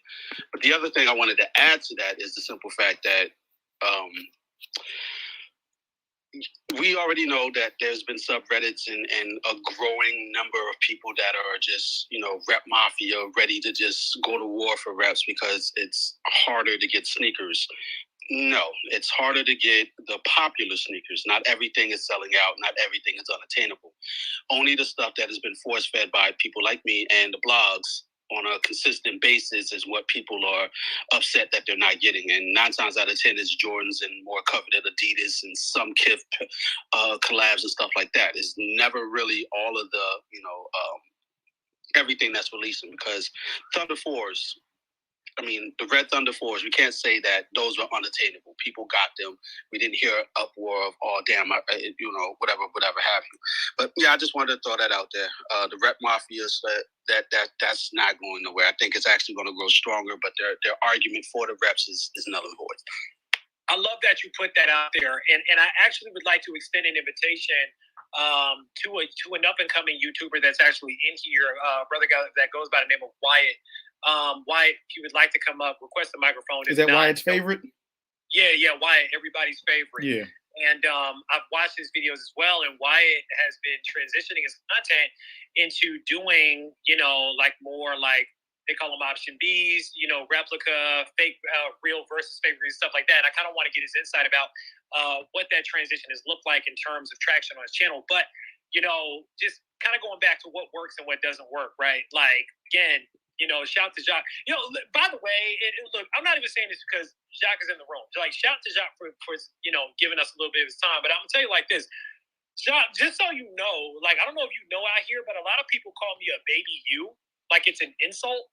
And I personally find that to be a compliment. Like, I don't know what like. I'm like, it is a compliment, Carl. Like, right, like, you're calling me the biggest fucking shoe tuber in the world right now. Like, I'm an iteration of that. Thank you. Appreciate that. But that's also why we be telling you stop responding to dumb niggas, because they just say stuff and they're actually complimenting you and I think they're insulting. It's weird. It's weird to me. I don't think people understand when you try to say that like that's an insult. He's not just, and I'm not saying this because I now know he's in the room because I had no clue. He's not just sneakers. He's got the Snapchat. He wasn't doing some sports stuff with NBC. So if you call me somebody who's successful, call me that all goddamn day, because that means I'm headed in the trajectory that you know that you can't reach. So cool. Somebody said that when I first started. Well, you sound like the other guy. Okay, so what? That means I learned from greatness. Isn't that what you're supposed to do in this game? You're supposed to take what successful people are doing, and I'm not saying copy it, but I am saying replicate it and do it and add you into it. Or don't do it at all. If I see that this is successful, and I can also tap the brain, because Jock has also said, hey, if you have questions, Jock follows me on Instagram. I send him DMs. We don't chat often, but if I had a question, I don't feel bad asking him, because he's said multiple times, I've been through this shit. Ask me questions. So why the hell would I not do that? That's stupid. Sure. No, agree. You know, I won't harp too much on that, but I'm glad that Mr. Unloved did bring that up. So this is interesting, man. Let's keep this going. So do we have Tuck first or Ed first? Tuck, Ed, and then Trouble. And by Trouble, I mean Keely. I'm weak. What's up, Sample Size fam?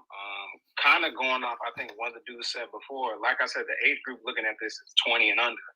And what I've noticed most when making the content, seeing the content myself, is that either the title is going to get everybody, or literally the revenue is going to get everybody. And I'm going to put one of the YouTubers on the spot, Harrison Neville. Honestly, oh boy. You already know where I'm going, Kari. Harrison's content is not great, but the thing that makes it sell for these young 20-year-olds is $2,000 mystery box, $3,000 mystery box. What's going to be in it? And them kids like, wow, $3,000. What can be in it? And that literally catches everybody. And that's how he gets what he gets. Now me, I'm struggling. I ain't got money to drop $2,000, $3,000 for some mystery box and get the viewers. And that's why I said in the chat that money and shortness is what's hot right now. Just so you know that's gifted, right? So let me give y'all some insight on the mystery box joints, because I actually had a mystery box company reach out to me about doing a video. What they do is they will send you the box for free, and then you will promote it. And sometimes they'll even sponsor the video. They will cut you a check to do the video in addition to sending you the mystery box. Now, the reason why that's scammy is because when people sign up to do the mystery box, a lot of people either don't get anything, or they don't get anything remotely close to what the talent is putting in their video. And when I really did anybody that comes and talks to me about wanting to sponsor a video or want to do a deal or something like that, I really dig into them. Crap Attack, like all these companies, I dig into them. There's a reason why I don't rock with them, either because it's not something I organically use, or honestly, it's because it's a little scammy on the back end. So, by the way, I'm not saying Crep is a scam. I'm just saying, like, I didn't align with the brand because I really don't use Crep like that. But I align with the brand. Crep, if you want to give me a deal, I use that shit on everything. Like, there you go. Hot. What's poppin'? Crep, no. Crep is cool. Crep is cool. Hey, seriously, if you want to mess with them, just at them. They will send you a care package. I'm about to do it right now. There you go. Hit them up. But yeah, but just so you know, like a lot of this stuff, look, here's the thing. I had a question I put out there a long time ago, and this might get a little dicey, but I'm going to say it anyway. Part of my gripe with a community that will remain unnamed is that a lot of the loudest voices that I saw caping for that organization, that company, were paid to do it.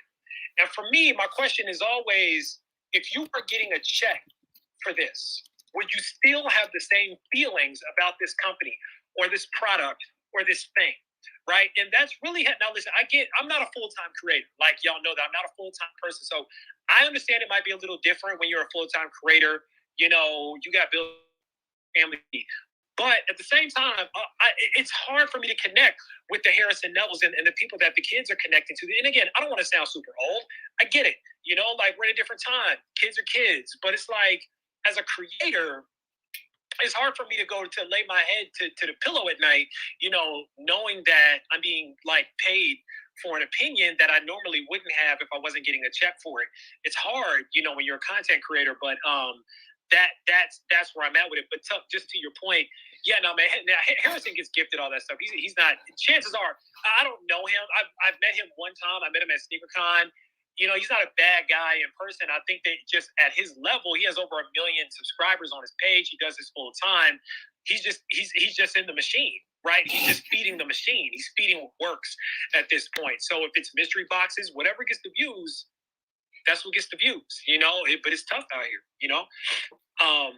but I appreciate that, for real. I appreciate that. Any other thoughts, Tuck?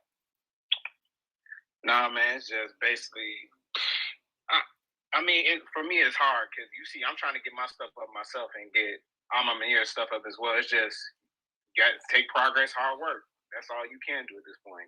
I'm going to tell y'all, I'm gonna tell you, y'all want to know a secret to YouTube? I gave Legend this secret a long time ago. Y'all want to know the secret to how to get popping out here? Here's the secret. The secret to get popping out here is that you gotta have early stuff, right? You gotta have stuff that nobody else has. That's the secret. Like, if you want to be on YouTube, if you want your shit to blow, like, now listen, there's oddities, but those are few and far between. When I did the video about my taxes, and that video did good numbers, I didn't think that it was going to do that, right? But that's an oddity. Like, that doesn't happen. No, most times when you have a weird concept like that, it doesn't take off. For me too, right? So that was a weird one. But if you really want to get hot, if you want to get popping, if you want to start shooting up fast, get your hands on some early sneakers, authentic, so that you don't have an hour and a half long thing about you. Make sure they got boxes and everything with them, so you don't get an hour and a half long live dedicated to you, bashing you. But that's all you got to do. Just beat the machine. Like, that's what it is. Beat the machine. Why you gotta put me in this? That was between us. Okay? What? I'm just saying, man. My bad. I'm giving you the game. And listen, so to O's point, right? I give tough love. I give Legend tough love out here. Like, this is the issue. This is why I wanted to have this chat tonight, right? Because are we too far gone? Right? Like, is this it? So Let me address you and what you were saying about the getting stuff early. That is 100% the truth in this YouTube space, which is why it's about connections or spending money. I'm gonna tell you guys, I make a great living. I got 2 jobs, but I got bills. And as much as I want to get the stuff early, sometimes it's in the budget. Other times I have to make sure that it's worthwhile for me. And at this point, where I am with my subscribers, I'm not making any income with that. And that's not why that doesn't mean that's not why I'm not doing a video. But when I get it, I can get it when I get it. And by that time with YouTube, and I see Samantha's up here now, let me add her. In the budget. With YouTube, other times I have to make sure that it's worthwhile for me. If you get it the day it drops, you're late. And at that point, the only reason why somebody's watching, which to O's point earlier, I'm still gonna make the video just because you're right 100%. You're late. They've already seen it. So now they're either only watching it because it's you or because they pressed it and they're going to watch every damn video just to see what comes out. And you're 100% right. And I think we are too far gone. And that's because of the oversaturation, because people are doing it for a bag, or people are doing it because to try to get free stuff, which, hey, I'm Black. I love free stuff. But if you're only in it for the free stuff, you're not going to be here long unless you start getting the free stuff. And then now, to me, your opinion is tainted. If everything that you get is free, you're saying, oh, well, I have to be nice about it because it was gifted to me, or they won't give me more. So then it's like, can I trust you? If I buy a shoe, and for some people who have seen videos, if I lift it up and go, I'm not sure about this, it means I had to order it to see. I'll tell you if I'm gonna send it back, because that's how I truly feel about it. But the moment you start gifting stuff, your opinion changes, and now you go, oh, I can't say what I would say. I can't talk about these glue stains because this was sent to me. I can't talk about how this material isn't as nice as it should be for a $300 shoe because I still want to get free stuff. So yeah, we've gone too far because there's no authenticity in it anymore. It's all about the show and what can I get from this. But just to retort back to that, also, literally right now, violence brings revenue. And violence brings views, as we clearly see going on right currently. now. As we clearly see. It's like, you can't just say like, oh, Pat Brad won review. It ain't gonna get no attention. Nope. You gotta say most underrated shoe of 2021 or most overrated shoe of 2021! Exclamation point. You just gotta add some flair to it. And hey, facts. No, that's facts. Or you got to clickbait it because you don't even have the shoe, and now you're giving your opinion on something that you never held in your hand. And maybe I haven't reached that level of YouTube yet where I'm able to do so, but I'm like, I can't give you an honest opinion off of a picture that I saw on somebody's YouTube when it was grainy. Just like we talked about the 4s, when everybody's like, oh, those 4s are trash. I was like, I don't know yet. I want them now. Car, you got them, don't you? So which 4s? Oh, excuse me. All of them. The unions. Really? But that's a really good point. I'm gonna tell you, like, that's why good content out here is tough, man, because I see a lot of goofy shit getting the most views out here, and I appreciated what Hess said. Like, Hess Kicks, he jumped into the dialogue last night. It was a late night dialogue. I was really kind of in my thoughts, but he jumped in. He was like, "Hey, man, I make what I make." And I really tried not to focus on the views and everything like that. And I'm like, I appreciate him saying that. because, you know, we appreciate a lot of creators, but we notice a lot of creators to say hi, they've had to start feeding the machine. Seth Fowler. I think Seth is great. I tell Seth, and I will tell Seth this straight to his face. I am recording right now. But Seth feeds the machine. I said what I said last night. Number one, Seth is white. And I'm going to be real with y'all. Number two, Seth feeds the machine, right? So it works for him. But he knows what works. And he feeds what works. And I'm not mad at that, right? Like, he knows what works for him. He's doing early drops, early reviews, and he's super, super, super duper brand friendly as well. He's doing he's doing national TV commercials. That man's different, right? So, anywho, I won't belabor that point, but let's get to the other hands as well. Who do we have next, y'all? It was Keely. I do see Jock just came up, so it's Keely, then it's Brendan, then it's Steez, then it's Mr. Unlove. And if Jock, I'm sure Jock has some opinions about this as well. For sure. Yeah. Key, what's up? Hey, I think Edward was before me, if I'm not mistaken. Okay, Ed, did you still have something? I mean, I was, but Mr. Unlove kind of took some of my points. But I guess the one thing that I'll just say is, I mean, looking at a lot of this, it seems like it's a lot of the younger, you know, kids, like Mr. Unlove said, you know, I'll take that and put it that way is, you know, they just continue to push the bounds. It's kind of like those fight videos that you see posted every once in a while. It's you got to continue escalating. You know, you can't just, you know, show a video of somebody shoving somebody or yelling at somebody. Now you got to show somebody fighting. Now you got to show somebody getting stabbed. Now you got to show somebody getting shot. It just seems like, you know, it's just a shock factor thing where, you know, you continue to just escalate and make it, you know, more and more crazy to get those views. You're right about that. You know, you have to keep one-upping yourself, right? And that's why even when it came to the early speaker game, right, that's why it's getting harder and harder and harder because people are trying to get stuff earlier and earlier and earlier and pay more and more and more for it. Like, yeah, I mean, it's just what it is. You know, like, I don't know where it stops, but I think you're absolutely right, Ed, for sure. Key, what's up? Hey, my name is Key, aka Trouble, like Legend would like to call me. But Frank stand is open. Oh, the Frank stand is always open because I'm tired of all y'all niggas, to be honest. But but no, not y'all on the panel. Okay. Anyways, 2 points. So agreed with everything said about YouTube. I don't know if people know, but I was on YouTube. My last video I made was like months ago. And I definitely noticed that if you didn't have a shoot early or if you didn't get your video out in a certain point in time, like it's pretty much clipped for you.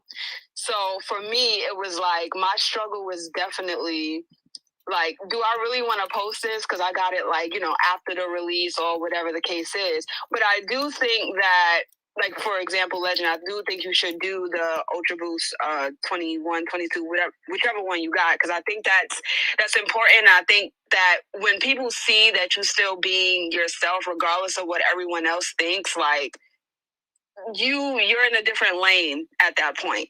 And it sucks because it's like, for me, you know, I've been in this shit for a while or whatever, but, you know, to bring up Marissa, she pretty much gets everything, right? So people are not going to watch me because I don't get everything, but people are going to watch her because for the most part, she gets everything. So those views are going to go to her. Like, that's just how it is. And the second thing I wanted to bring up, Ren made a good point about blogs being like the problem. Hold on, wait. I'm sorry, not to cut you off. Don't talk about Ren. We sent Ren a mic, and until she decides to speak up for herself, because this is Black woman empowerment right here. I know what you're about to say, but we sent her 4 mics today. So we're not going to give her the time of day until she's ready to come up and speak for herself, unless you want to. Unless you want to. Ren, I mean, but I do want to speak on it though, because like just from my experience, when I first made my Instagram and shit like that, I ain't gonna hold you. I just saw like mad blogs just posting women in lingerie and Jordan 1s, and I was so confused. And I was like, wait, is this what sneakers like is at this point? Like, I feel like definitely for Black women, like they don't represent us well at all. Like, Tiana Taylor, that's one thing, because we know she's been in this sneaker shit or whatever, but there's a lot of women that they post and it's just like, okay, but she doesn't really bring influence. And it's not me hating on other women, but I feel like they do a very bad job at posting people that actually should be posted, people that's actually really in this. Girls from the hood, girls that just been in sneakers like their whole fucking life, and it's like Kim Kardashian wears a fucking pair of pink fucking 95s, and the whole world is going crazy. And it's like, yo, what? Like, they've never seen them before. Mainly because of Kanye. Like, it's not really a testament to her. It's really because of Kanye. Clout. But I mean, in a sense, yes. But then you kind of got to go back to when Kylie started wearing dunks or whatever. Like, people weren't like they had. I'm not gonna front. Like, they kind of have that influence on other people. No, that's true. That's facts. That's true. People do have major. I mean, Travis Scott, my lord, right? Mm-hmm. Like almost anything that touched that man's feet instantly blew up. Now the Jordan 33 was trash, but outside of that, like, yeah, I mean, it's just influence as a whole. It's influence. So yeah, it's clout. No, I keep it. You're right. You're absolutely right. Yeah, they gotta do a better job at that, like on the blogs, like for real. It's annoying. And also, they need to get more representation in their buildings so you guys can get looks. Like there's not enough black women in positions to place you guys in better positions. How can I be the person to be representation when I only have 3,400 followers and niggas is not looking at me because I don't have 10K plus? Like, it's annoying. I agree. Fair. So bullying works. I just want to put that out there. I'm definitely going to tweet about that tonight, but that's cool. Did you say booty work? Oh, hey, Ren. Oh, look who's here. Hey, Ren. Yeah, we're going to let Ren speak, then we're going to get to the hands. What's up, Ren? So basically, the reason why I tweeted what I tweeted is because I remember back in high school, to Key's point. What did you tweet? Read us the tweet. Basically that they blogs, like Kicks on Fire and all of those, they would post pictures of either women in like risque type of outfits, shit that we don't wear, like actual female sneakerheads don't wear, and or it would be women with big ass shoes on that you can tell aren't their shoes, but they're hashtagging it chicks and kicks or whatever, and it's like, fam, that's not what we wear. So instead of just getting people like me, Key, Takara, Jaleesa, like fucking Bree, they go and they get these random ass women who are not really into shoes, and they put them on their blogs, or they interview people who, they're just literally, it's not representative of what an actual woman in sneakers is. And like he said, I used to hoop, so I would wear ball shoes because of that. My brothers, they're all basketball, played ball, so that's where my love of sneakers came from. They're not using us; they're using these random ass females. And the whole wearing lingerie with sneakers, man, listen, I've had guys make that as like say it to me as like a joke or a flirt, but fam, that's not, no, we're not doing that. We not. Why? Yeah, I got corny niggas in your DMs, huh? Oh my God. Jordan, the audacity is all time high. Jordan, why would you do that? It's BOGO. It's definitely been on sale. I'm just saying. That, I'm glad that she brought that up though, right? Because she's right. That kind of has been par for the course as far as who gets the looks out here. And, one thing I used to hear a lot was, we need more women on YouTube. We need more women on YouTube. We need more black women on YouTube. And I'm like, y'all know how many black women have a YouTube channel about fashion, sneakers, and otherwise? Like, there's a lot. Like, Takara Devine has a YouTube channel. Ashley Hall has a YouTube channel. Key Lee has a YouTube channel. Like, there's a lot of women on YouTube. It's just people aren't looking at them for whatever reason. You know what I mean? Like, but there's a lot of creators that are still making videos despite the fact that they're like, my channel's not the biggest, I'm not getting the most views, but I love what I do, that I feel like, could really use a boost out here. But yeah, it's just the racially ambiguous, I'm going to keep it a buck, the racially ambiguous women tend to get the views, they tend to get the thirst, and they tend to get the clicks. So because of that, women that are blackity black, for whatever reason, unless it's Black History Month or unless, y'all are being fetishized by a weird ass brand. It's not even during Black History Month. That's the crazy part too. You know what I mean? So like, unless something like that is happening where it's to their benefit to put your black ass on the stage, they're not gonna put your black ass on the stage. And that's really what it is. And I wish that's my issue that changed. Yeah. That's my issue, is that the people that you just mentioned, or women that you just mentioned, they're representative of what it actually means to be a woman who's into sneakers. You know what I mean? Like that is the culture for us. When I see a woman who is fly as shit and she has on a pair of sneakers, I'm like, we kind of give the head nod the same way you guys give, the male head nod. We do the same thing. Like, I see you, sis. Okay, because period. That's what we do to each other because, that's the vibe. But that's not what we see in these blogs. And I just remember, high school, college, so probably like 2008 until probably like 2012, 13. That was what all the blogs was posting. And we used to make jokes, pre-Twitter, when you could say some shit and not get called controversial. It was cool to cause a ruckus on the timeline. Back then, that's what we would joke about. We would literally post those pictures in the group chats and on the timeline, like, what the fuck is this? So I want to say something before we get to Brendan.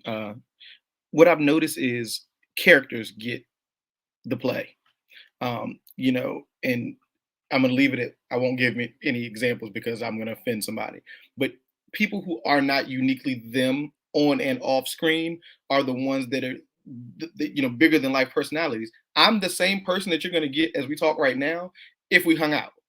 Mm-hmm. I'm not going to be this character of Legend is actually who I actually am.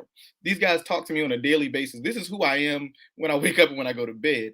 I don't turn into a different person on the camera. And maybe that's to a fault that I can't be fake because I always want to be genuinely me to give you genuinely me all the time.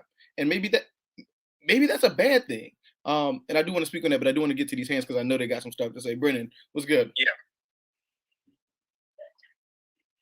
Hey, what's going on? Can you hear me? Yes, sir.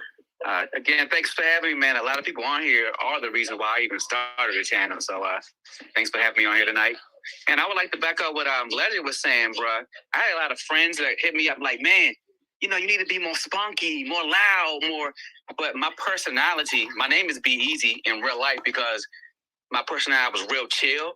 And I couldn't see myself faking for the camera. But like what Legend was saying, that's on 100. A lot of people are actors in this game, and they're not even shoe connoisseurs. They got in the collecting game, and then some are a different hue than we are, and it boomed. Another thing I found out as being a smart creator, we kind of get stuck on 1 minute you're selling a product like a drug and you're on it. Like my biggest video was Fear of God Essentials. Fire video, by the way. Thank you. But I get hooked on, oh man, I need to make another Fear God Essential, but I don't wear Fear God Essentials every day. But you kind of try to feed the system. Like, okay, if I do a Fear God Essentials one at least once a month, I know I'm going to get between 1,000 to 10,000 views. But I might do a Richie Lee, it might get only 600, and the Richie Lee collection or the Uncivilized might be just as fly. So that's how I get caught up in the mix. But I'm definitely taking notes from everybody on here. I'm glad y'all. Every time I'm on here, y'all let me speak. I get a lot of information from y'all. But that's how I feel about the YouTube right now. It's our attention span is so low that you have to do a clickbait. Like I watch Mr. Organic, who I call Mr. Clickbait. But he was basically saying that if I don't say I'm losing this Lamborghini, YouTube won't even push my positive stuff because negativity kind of rules YouTube. So you got to have that clickbait factor for YouTube to even push you out nowadays. And the attention span is so short that if you don't come out with a good hit, a good hook, they're going to be like, oh, I'm going to go on to somebody else who got the shoe too. And a lot of people that got the shoe first, they're really repping UAs. That's why I like Wyatt. He's letting me know what's the option B. But a lot of people are getting it first, 3 weeks first, and they're repping UAs, but you're not telling me it's a UA. So I think that's a disadvantage for people who is generally trying to be in this game because they love sneakers or they love clothing. Because I like to dress. Every time I buy a shirt, I match it with a shoe. Every time I buy a shoe, I go to my closet and I pick out 5 outfits. So that's why I decided to do my channel as well. But that's all I had to say about that. Thank y'all. So thank you for that. So Be Easy. I'm actually looking at your channel as we speak. And, I definitely get it. I see that your Fear of God video did numbers. Major views. Numbers. Yeah. His Fear of God video did well. But, but again, right, when you're on a platform like YouTube, you got to decide 1 or 2 things when you get on YouTube, right? Like, what are you there for? If you want to talk your talk and you want to make your videos for the sake of making them, make them. If you want to grow and if you want to, get popping, then you got to feed the machine. You got to feed it, in order to grow. And I'm the last person I mean, there's someone on the stage right now that's over 1 million YouTube subscribers that knows the system way better than I do, right? But that's just what I'm currently seeing as somebody who considers themselves an up-and-comer in a game, where it's like, that's really honestly kind of what it boils down to, because, no matter where you are in the game, you're always, you're susceptible, right, to the peaks and valleys that come with the YouTube algorithm out here. So be easy. You really just got to ask yourself, what am I doing it for? And we can't answer that question for you, right? But it's like, just know that there's a thing, there's a way, to get, bigger. If you want to keep doing fog, you're going to keep getting fog views. If you want to do early, you're going to get early views. Or if you want to just do your thing, and you're going to get views. You're going to grow. Right? Like, that's my thing. You're going to grow. You just may not grow as fast as, maybe you may want to or whatever like that, but it is what it is. It just boils down to what you want out of it. But I like your channel though, man. It's dope actually, man. Like, continue to do. I encourage, especially Black creators, keep doing what you do. That's Thanks, bro. Yeah, for sure, Thank brother. You. Yeah, no doubt. Legend, who do we have? All right, so we are going to I don't know if it was Mr. Unloved or Chef. I'm afraid to go to Chef, but after those two, whoever's going first, and then it's Steve's. Jock, don't laugh at me. I'm afraid, Jock, you don't understand. Chef is violence in like a bottle. Come out of his mouth. Absolutely. Like I'm afraid to unmute him at this point, Jock. That's what I'm saying to you. You know what's going to happen to him. But yeah, so we'll let Chef get it out. We'll go Mr. Unloved. We'll go Steve's. Then we'll go from there. Hey, Mr. Unloved was before me, so I'm gonna let him go ahead and speak, and then I'll talk after him. Okay, appreciate it. Cool. Yes, sir. Okay, I had two things. One that I can remember off top was I was talking about people being gifted shoes and them not necessarily voicing their true opinions or whatnot. That was one of the main reasons I started to get gifted, was because I was unfiltered and I was given a genuine opinion, because they know I don't give a fuck.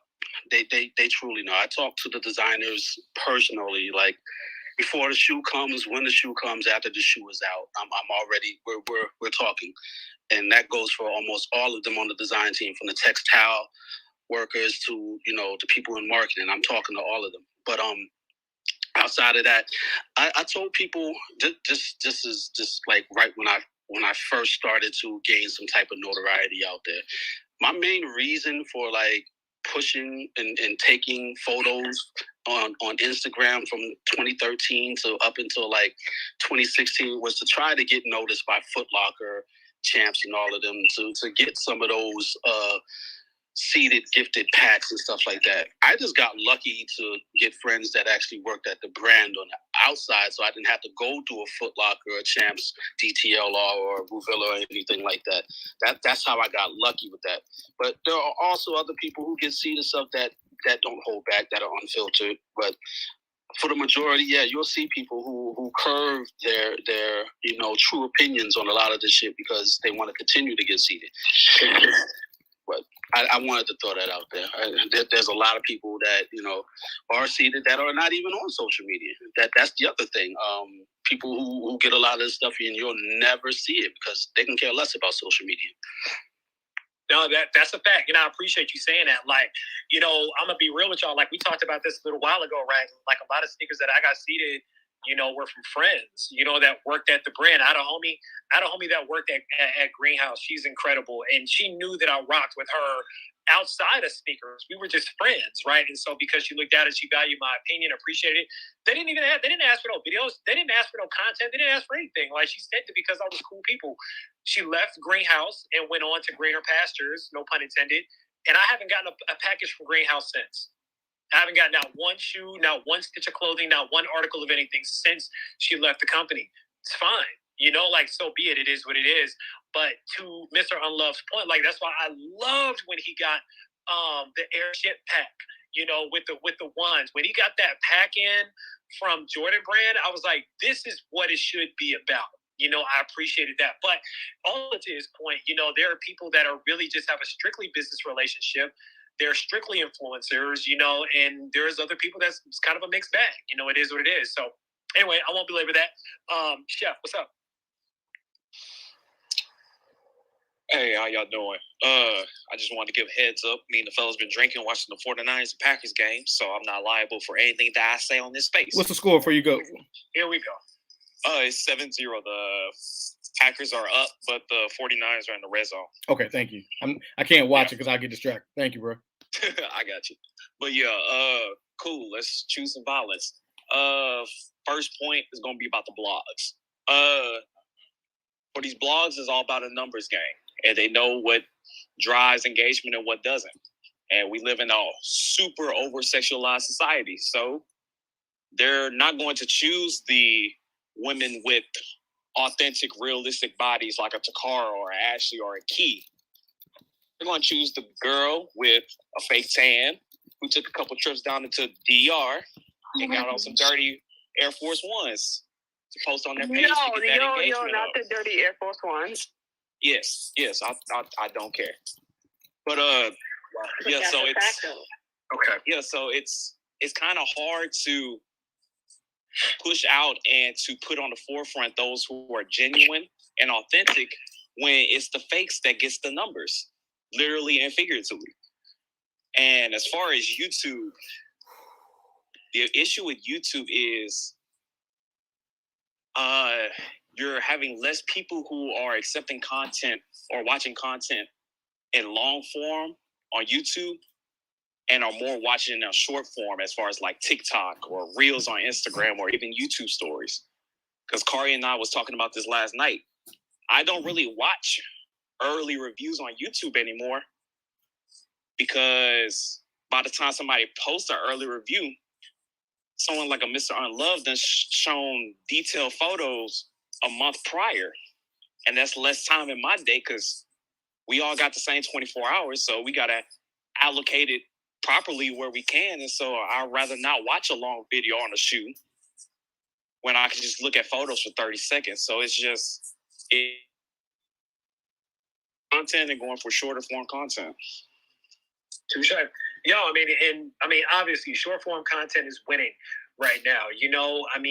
We see that across the board and we see that being monetized across the board. So I definitely agree with you there. Like there's an evolution right now that's happening in the world of content, be it in sneakers or be it, in general, there's so many different avenues that's happening in. So agreed with what you said for sure. Appreciate that too, Chef. That wasn't too much violence. You was cool tonight. That was cool. Steve, what's up, man? All right. I'll try to make my 2 points quick. The first point, the one that's kind of fresh in my mind is, I believe it was Key that mentioned it earlier about the chicks, posting promiscuous photos with sneakers. They actually do that with like anything that's popular. When Supreme was booming, you would have chicks wearing Supreme with no Supreme shirt with just a bikini underneath, this, that, and the third. They do that with sports. The most popular sports teams, the Lakers, Cowboys, they'll post a bikini pic with a Lakers hat.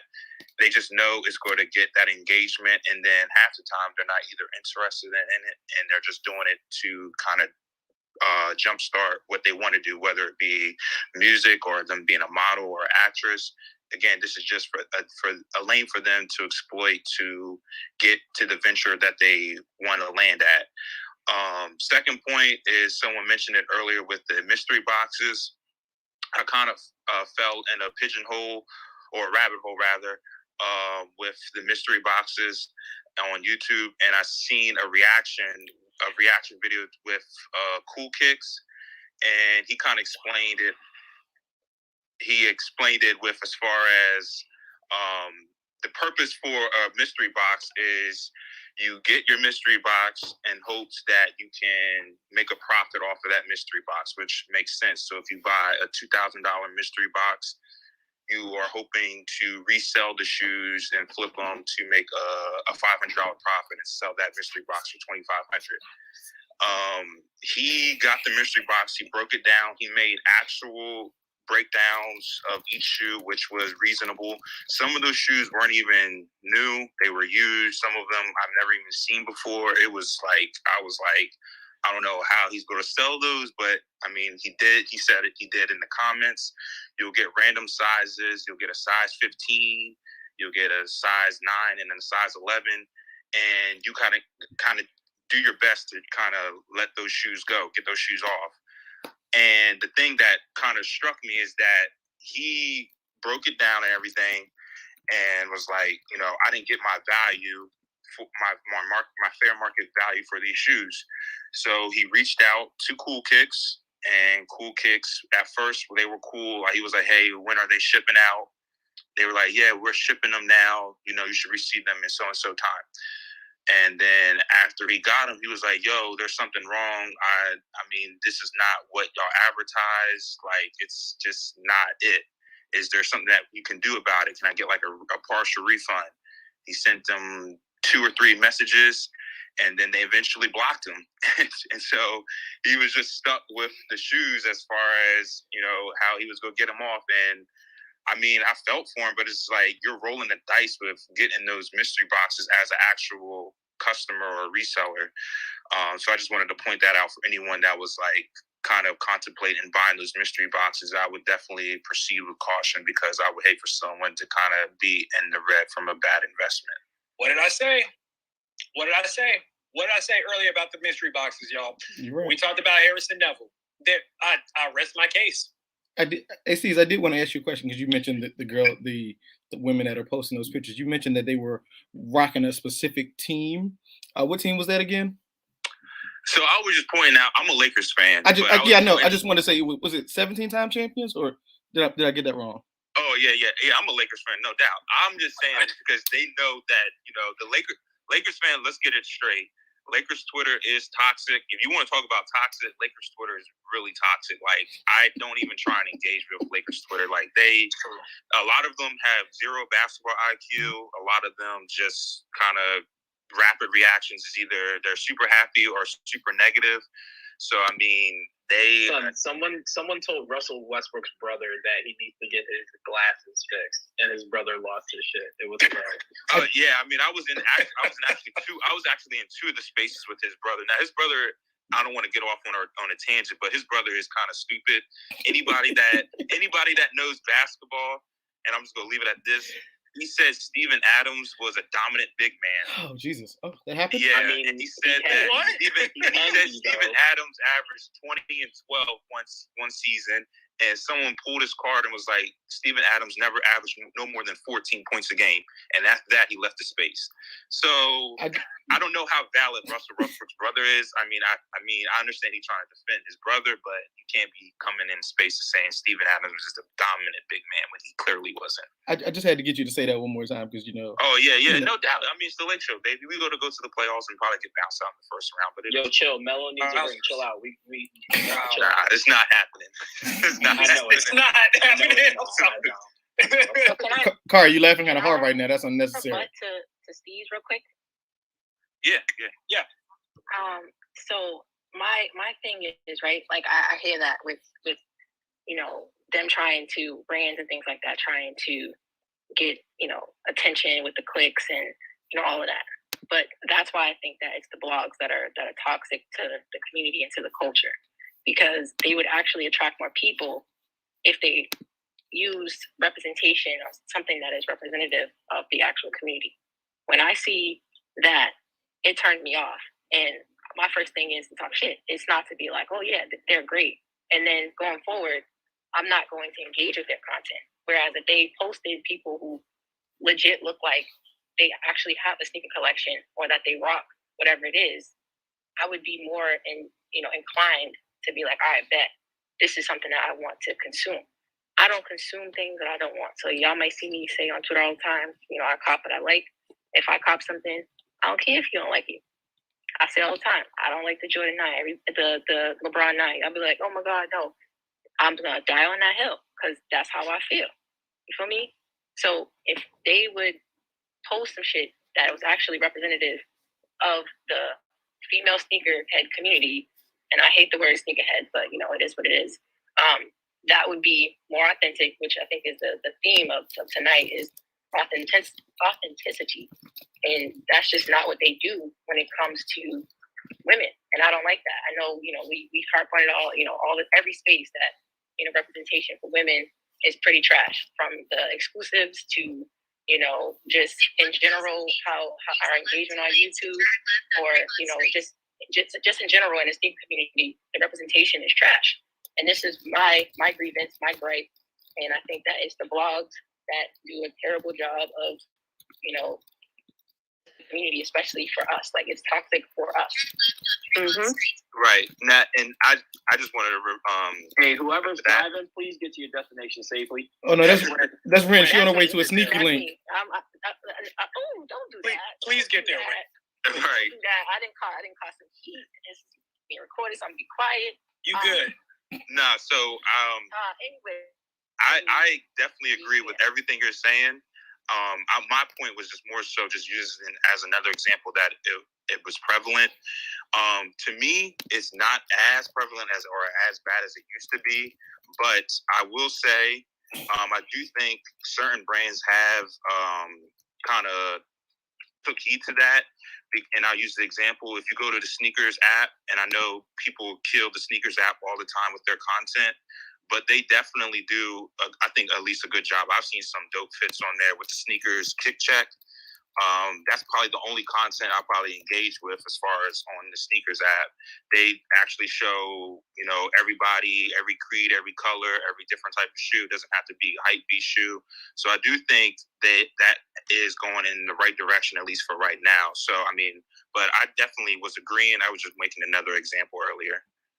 No, that's dope. Yeah, that's piece. Oh, go ahead, Ren. Go ahead. No, I respect it. Yeah, why this is an issue for me. And I know we say it all the time, but there's been some progress, but it's real performative. Yeah, you posted 1 or 2 women up there, great, but they should be taking on the task of getting more women at the table, creating a table for us. You know what I'm saying? Like that should be what it is. Not putting 1 or 2 women up there. They should be the ones shouting out on the blog. You're going in the tunnel. Making it there. Ooh, you getting lost in the matrix there, baby. Just a little bit. Yeah, she going through that tunnel. One thing, real quick. I don't want any women that probably do post in lingerie and Jordans on here to feel like I was coming at them. I'm actually big on women doing what the fuck they want with their bodies and stuff like that. But I was just saying, it doesn't necessarily represent us in the community. That's all. Touche. I would agree. Touche. Jacques. Yep. I know Jacques been waiting for a minute, so man, please bless us with a gemstone tonight, brother. Oh no gemstones at all. First, thank you everyone for the incredibly kind words. I definitely appreciate everything that everyone was saying. And there's a lot of good stuff being discussed here, and there's so many nuances to a lot of it, and it's hard to group it all into one discussion. But thinking about content on YouTube, the landscape of content and the way that we consume content is changing, and that is part of the challenge for any creator that gets into the space now. Yes, early stuff gets you views, and the clickbait headlines get you views, but really, for those that are getting into YouTube, my full recommendation, and this is what I tell everyone, is to make content that you would want to watch. And that doesn't necessarily mean that you have the earliest shoe or you have the shoe first. You create something that you would want to see because there's going to be an audience for that. But the second part of that is that you have to love creating. It's more than just loving sneakers. There are a ton of people that love sneakers but can't create video content. I have doctors that love sneakers, but they can't create a video or talk about a video in any way, shape, or form. It's just not something that they're into. So you have to, as much as you love sneakers, you have to love creating. And I think that's one of the things that sets me apart is I love the technical aspect of creating. I love the process of creating just as much as I love shoes and I love sneakers. Not saying that's why I am where I am. I am where I am because of, one, the skill, but also because I was lucky. There is an element of luck to all of it. I don't take credit that I have this incredible skill that nobody else has. There is an element of luck to it. Me being seen by the right person, or the right person shares my video and that gets it to this crowd or this person or that person. So there's all of these things that amount to it. But at the end of the day, I love creating. Before I was on YouTube, I was shooting pictures and I had a camera and I was taking videos of my family and doing all those things because it was just something that I was passionate about. So I would always recommend people that the views may not come, and you have to understand that when you start creating, nobody's going to care. Nobody cared when I started creating, but you have to be okay with the fact that you just want to create and getting out there, making videos, because that makes all the difference in the world.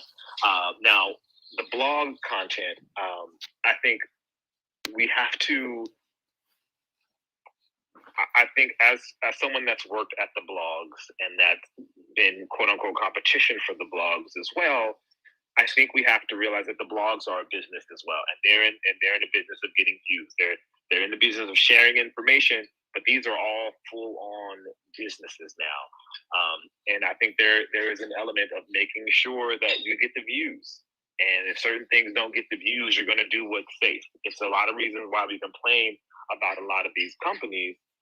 We complain these companies aren't doing anything, they're not taking any risk, or they're not looking at people of color. It's because they're doing what's safe for them, because they have to answer to somebody. They have to answer to their boss. And if their boss doesn't make them feel comfortable enough that they can take a risk and that they can share content that's individualized or share content that's different from the norm, then they're going to continue pumping out what is there. And that's why it's important to have people like us in the room so we can help make those decisions, or people that have faces that look like ours, to show that that's not the only content out there. That's not the only thing that's going to resonate with people out there. It's one of the reasons why, like, I love Tyler Perry, regardless of what you think of Tyler Perry and the content that he creates. He has an audience, and he knows what his audience wants. And I literally watched a video about this maybe 3 or 4 weeks ago, where before Tyler Perry made his first movie, he had made $70 million. And he went to all of these Hollywood studios and was like, hey, I want to make a movie with you. And they treated him like he was nobody. But he was confident enough in who he was and the business that he created that he just did it himself. And this, again, goes to create the content that you would want to see. And as far as the conversation of having women in the conversation, that's definitely something that needs to happen more.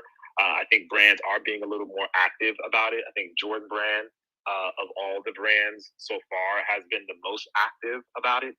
They've been seeding a lot more women. You see a lot more women getting shoes now, and getting some of the packages that they used to only send to the YouTubers and they only send to the blogs. And so you see a lot more women in the influencer space getting those things. And of course, they're going to the high profile people because that's who they see. But it's just a matter of time before the more individualized people, the people that have a unique voice and a unique perspective, before they're able to be seen. And I think that time is going to come. And I know we want to see that moment now, but I just think it's just going to take time for it to get there. And then finally, I saw that I see that Jeff is in the room, and Jeff runs High Snobody. So I don't know if Jeff wants to get up on stage and talk about the blog's perspective in all of this. If not, I totally respect that. I know I'm calling you out before, and I didn't check with you. But if you do want to come up, I definitely think that's something you can address, because a lot of people perceive blogs in a certain way. And even though High Snobody is in a different place than the typical sneaker blog, I think you can give some insight and provide some insight to the audience so they have a better understanding of what that process is like and how you guys curate content versus somebody else that curates content. Because you see a lot of blogs now just reposting the same content over and over again because it gets engagement, but you have someone like High Snobody that doesn't do that sort of thing. So there is a lane for people not to do that sort of thing. And I had a whole bunch of thoughts, but you guys covered a lot of stuff, so I'm gonna put the mic down to let other people talk. But I again appreciate the kind words from everybody. And again, do you, and just be comfortable creating and be comfortable in that space of knowing that no one's going to care, but create because you love creating, and that should be the reason why you make things, because that's what's going to make the difference. People will the passion, and people will see the work that you put into it, even if it's not now, it'll eventually happen.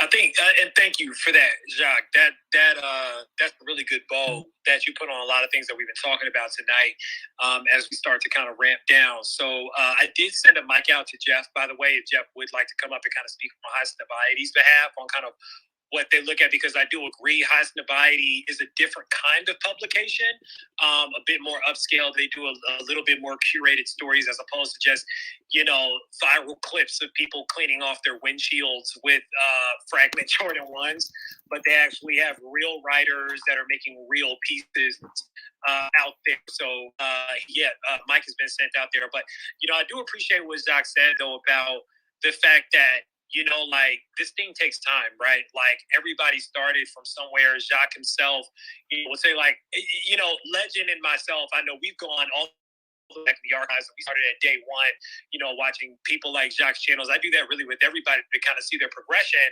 and one thing that you also notice is that, as they progress, the views progress, the looks progress. Nobody starts out from day one getting seated from Jordan Brand and Nike and getting, these types of things. Like, nobody starts out from that. I've been extremely lucky. Like, I'm going to tell y'all, I've been extremely lucky with the amount of followers I have. I just happen to come in, and Jacques is 100% right. Part of that is luck, right? Like, I've been extremely lucky that when I have been trying to come up in the game, it was during a time where brands were focusing on micro influencers. So brands were seeing more value in talent that had 10,000 or less followers. You know what I'm saying? And they had budget that they were setting to the side, for people, and they saw that there was value to that. And I was able to kind of start jumping on that train while I continue to make videos. But I can't tell y'all how many videos that I've made that I'm like, this isn't going to do no views. I'm quitting this shit. Like, I'm sure Jacques has had days where he wanted to quit YouTube. And everybody has days where, it's just, it's a lot. It's a lot. And so, you find that thing. And for me, it's passion. Really, I think for anybody, that's why you have to do what you do with passion. That's why we also see a lot of channels burn out. And we see a lot of people burn out in this industry. Time will tell who's really passionate about what they do, be it being passionate about creation in itself, or just passionate about talking about sneakers or talking about whatever else it is. Whatever it is that you're passionate about, that passion is going to shine through. So thank you for that, Jacques. Really appreciate that. I want to comment on that really quickly, because you and I specifically have had conversations about just the burnout, and Jacques made a point that I want to touch on, because that's what got me. I watched the views. So I would put in this work where I wanted you to see, oh, I got the Off-White 4s. I wanted you to see this video because I know it's going to get traction. And it didn't. And then I drop a video on a New Balance XC90 and gets 2,000 views, and I cannot explain it. But I watched it. I have this app called TubeBuddy, which is the best thing and worst thing I've ever done. It'll show me when I hit highlights, but I'll post a video on Friday, and I'll go to bed, and I'm at 100 views. And then I wake up on Saturday morning, and I'm at 101 views. Or I see that counter from this amount of subscribers go down. And you go, well, damn, what did I do? Who did I offend? And when Jacques said you have to love the creation, that's true. And we talked about it a little bit earlier, Jacques. It's time invested. It's just like us doing this right now. We're sitting here talking about sneakers on a Saturday night. A bunch of people, what was it, 80, 100 people? 85 people could be doing other things. It's the same thing for content creation. I could be doing other things, but I'm sitting in a room sweating with a hat on and this big ass light to try to bring content to you to look clear. And then I have to sit down and edit it. And if I'm a Cancer and I have ADHD, so I'm a perfectionist. If that one little click is off, the video sucks to me. So when you do all of that and you put it out there and you feel like you don't get anything back, you're like, why am I doing this? But that's when the love comes back into it and you go, I remember why I'm doing it. I'm doing it for me. I'm not worried about whoever watches it. If you watch it and you appreciate it, thank you. If you don't watch it, thank you. But there were some valid points made, and I know you said they were winding down, and I know that Sam had her hand up, so I know, no doubt. And I know I can see by her face right now, that yes. Hey Sam, What's up, Sam? Talk to us. What you mean? My face what? you got the I'm with it today face. Now, Sam, like, come on, Oh, because I was drinking, that's why. Why are y'all drunk tonight? Am I the only one sober on this panel?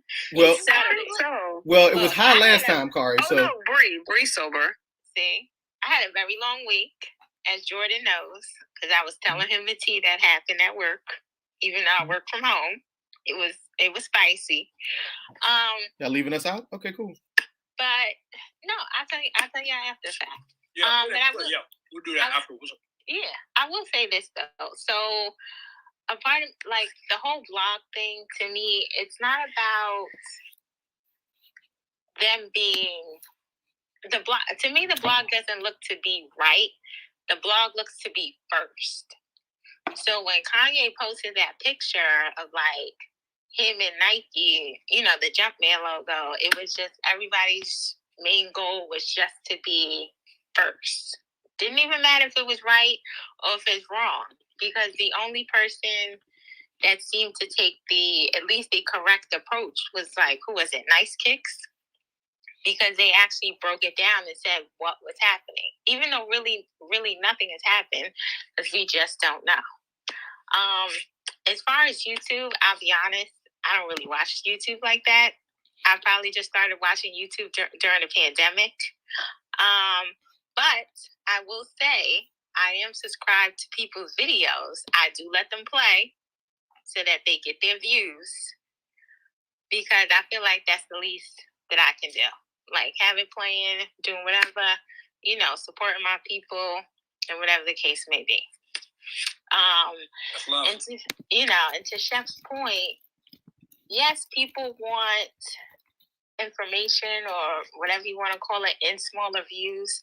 But Key and I also had this conversation earlier this week, and I was just like, I don't care about the information being shorter, just bring something different. Like this, I don't know who this girl was, but she posted this video about how to style dunks, and at least 4 of the options were sweatpants. And I was like, I could have did that myself. Like, you really not showing me anything different. You're dicey tonight, Sam. Well, I like it. Keep going. Keep going, Sam. Speak on it, sis.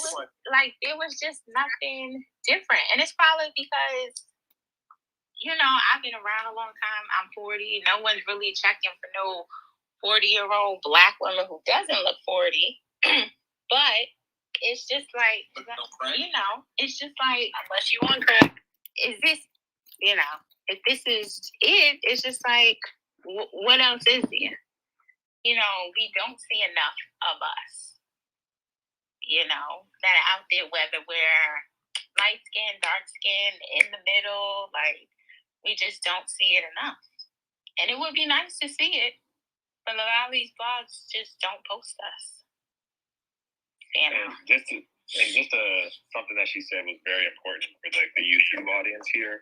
Like, for her to click on the video and watch it all the way through, like, that's really, really important for the YouTube people. So if you have people that watch your videos and if they just click on it, start it playing, and then they go away, that actually hurts you. So if you have people that watch your videos, encourage them to watch the video, watch the whole video, because YouTube recommends videos based on the click-through ratio. So there's a couple of things when it comes to how videos are recommended on YouTube. One is the click-through on the title. So they show your title to a bunch of people, and they see how many people click on the title and thumbnail that you put out there. That number should be around between 7 and 10%. Now, once they click on the title and thumbnail, it also takes into account how long they watch your video. So if you have a clickbait thumbnail and they click on it, and then 2 seconds later they go off of your video, it doesn't help you at all. So they need to be watching your video for a while, but it also counts on what they do after they watch your video. And this is one of the things that kind of sucks about YouTube is if someone likes your video, they click through, they see the title, they see the thumbnail, they like it, they watch the video, and then they leave the platform, that doesn't help as much either. YouTube wants to keep you on the platform as long as possible. So if they see that you say Legend watches a Kari video, then he watches a Mr. Unloved Ones video, then he watches one of my videos, and then he watches a High Snobiety video, that original Kari video has more weight because it's kept people on the platform for this long. So it makes it feel like, okay, Kari is doing something that he's keeping people there. So a lot of times people will watch your video and they'll leave. It doesn't hurt you, but it doesn't help you as either as far as recommending your product, because YouTube's whole goal is to keep you on YouTube. It's not necessarily to show you Kari's video or to show them my video. It's to keep you on YouTube. So they try to give you videos and serve you videos that they think are going to keep you on the platform longer and longer. It's the same thing with TikTok. They show you stuff because they think it's going to keep you there longer and longer. Like, that's the point of all of these platforms. If they can keep your eyeballs for as long as possible, that's what their goal is. So just kind of keep that in mind when you're thinking about content and when you're looking through your analytics, because your analytics will tell you when people are clicking away or clicking off of your video, and you should watch your video back and see, oh, they clicked off after I put the shoe away, or, oh, they clicked off right when I was getting ready to do my closing because my closing is 30 seconds long. Maybe I should shorten my closing. That way they watch the 100 more, a bigger percentage of my video and they go on to something else. So take all that stuff into consideration. As much as you have to love creating and love sneakers, you have to also love the analytics of it and looking deep into your analytics and seeing what people are watching in your video, why people are sticking around, and when people are clicking away. Don't let that inform your decision totally, but use that as insight when you're building content, when you're thinking about the content you create. I'm sorry, I didn't mean to take away from your point, Sam. Oh, no. To throw that out there once I heard that you were watching. No, but no, that's really helpful for people. I think that is good because, but what does it say? Like, I mean, I'm not on YouTube, but when you, like, if you're subscribed to someone's channel and you get a notification that they post a video and you automatically, click on it to watch it, does that is that factored into the equation as well? Yes, 100%. So the notifications, when those notifications go out to the audience, like when they click through those notifications and come to the video, that's super helpful for you. Obviously, they have to watch the video, not just click there and then leave. Right. But if they're clicking through and then they're watching the video, that means they're going to continually get that notification. A lot of times you'll hear people complain about, oh, I'm not getting notifications for so-and-so anymore. Well, the reason why you're not getting those notifications anymore is because you stopped clicking through on those notification emails. So YouTube thought, oh, you don't want those anymore. And so they stopped sending them to you. If they're not showing up on your homepage or not recommending it, it's because YouTube thinks, oh, you're not watching them anymore. It's because you haven't watched their videos in a long time, or you clicked out of a lot of their videos and you're not watching them through. So YouTube's like, oh, okay, you don't like these videos. You can be subscribed. Like, subscriptions is a vanity metric. Like, subscriptions don't really matter that much at the end of the day. It's really about your content resonating with people and the engagement that you create. So, like, those notifications, they count. So if you get notifications for somebody, click through, watch the video, and like that helps that person, and you'll continue to get those notifications. But when people start complaining, like, oh, I'm not getting these notifications anymore, I don't get notifications for Kari anymore. The reason you don't get those anymore is because you stopped clicking through on those notification emails from YouTube. And so YouTube said, you don't want to watch Kari's videos anymore, so I'm going to stop sending you Kari videos. That's good to know. Yeah, Sam, what's up with that? Why you ain't watching my videos no more? Hold on.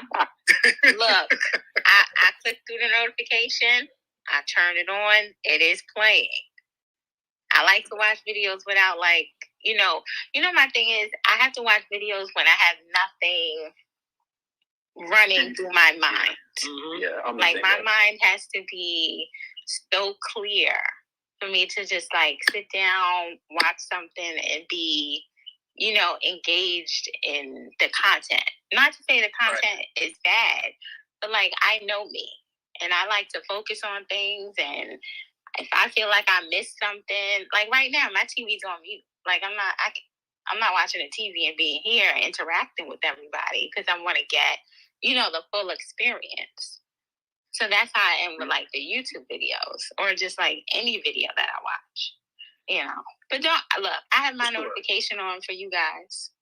No, this is good. Like, first of all, we appreciate you. Like, there are people that, like they'll tell us like, yo, I make sure I watch your videos and stuff like that. And I make sure I'll catch y'all's videos and watch them.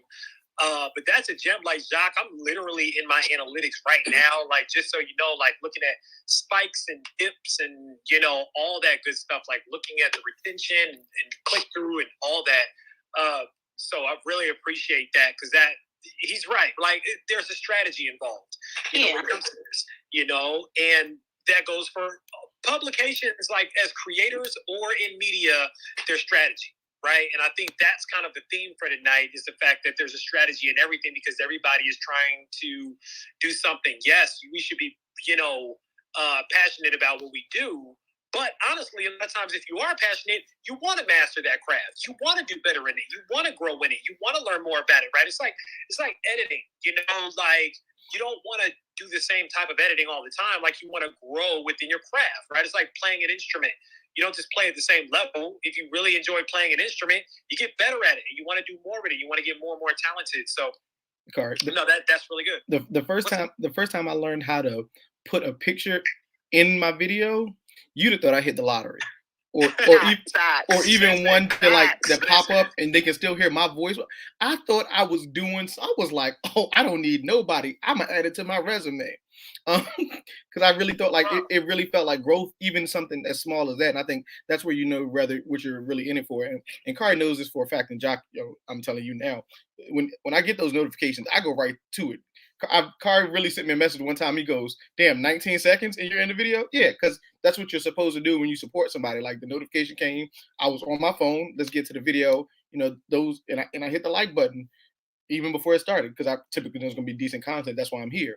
But that is super important to know that, hey, I tweeted this the other day. I have homegirls who have like hair videos and building lace fronts and all of that stuff. I know nothing about that. However, you're a friend of mine. I'm going to let it play. Rather, I'm actively paying attention or I can respond to it because you're my friend and I know this is something that you're doing for a passion. I'm going to let it play, run them views up. I just feel like that's what you should do for those that you support or people that you want to get information from. So, and now you know how to do lace fronts. So, win-win. Exactly. Legend doing hair right in his sneaker room. Right? Lace fronts are not cheap at all. I mean, they sell for like $600. Y'all laughing, but they're money. They are money. Go for a lot of bread. You got to be on Instagram with that video if you want to learn how to braid. All right, so what we're going to do is we're going to start closing down for the evening. I'm going to start to play the music that they play at the end of the club when it's time for all of y'all to get out. Last call. I'm starting with Phaedra because she got to go first. But I can see she about to start some mess. Kari, what else you got so we can start? Oh, Kari, we also want to. All I know is Jock said he wasn't going to drop gems, but sat here for 20, 25 minutes and dropped nothing but gems for content creators. Also true. Really dropped gems. He really dropped gems for people that really want to get into the game or expand as creators. So who gave Phaedra a mic, first of all? And secondly, Kari, the chat wants to know. She deserves it. The chat wants to know, is there anything left in that soda can? Not much. I'm not gonna lie. There is something in it. I'm not just drinking air, but there's not much left in it. Just so y'all know, there's not much left. But I like my ginger ale. Just so y'all know. Who's going first? Did you say Phaedra was going first? No, we're closing down. Phaedra don't need No. You had a lot to say in the chat. Legend, speak up. That's right. Get them. Wow. Speak up. Y'all be careful. This is the Whitaker group now. This is the direct representative of Again, Whitaker, right? So I was trying to tell him that. Phaedra, 8.5. Phaedra and I have beef because of our schools. Phaedra, I'm not the one that talked bad about your group. That was the dude in the God is Dope t-shirt. Okay? I got to record it. We can run all of this back. Jordan didn't say anything to me on the fact that Jordan is wearing a God is Dope shirt. He's not saying. I'm a pastor's kid. God is definitely. He's not.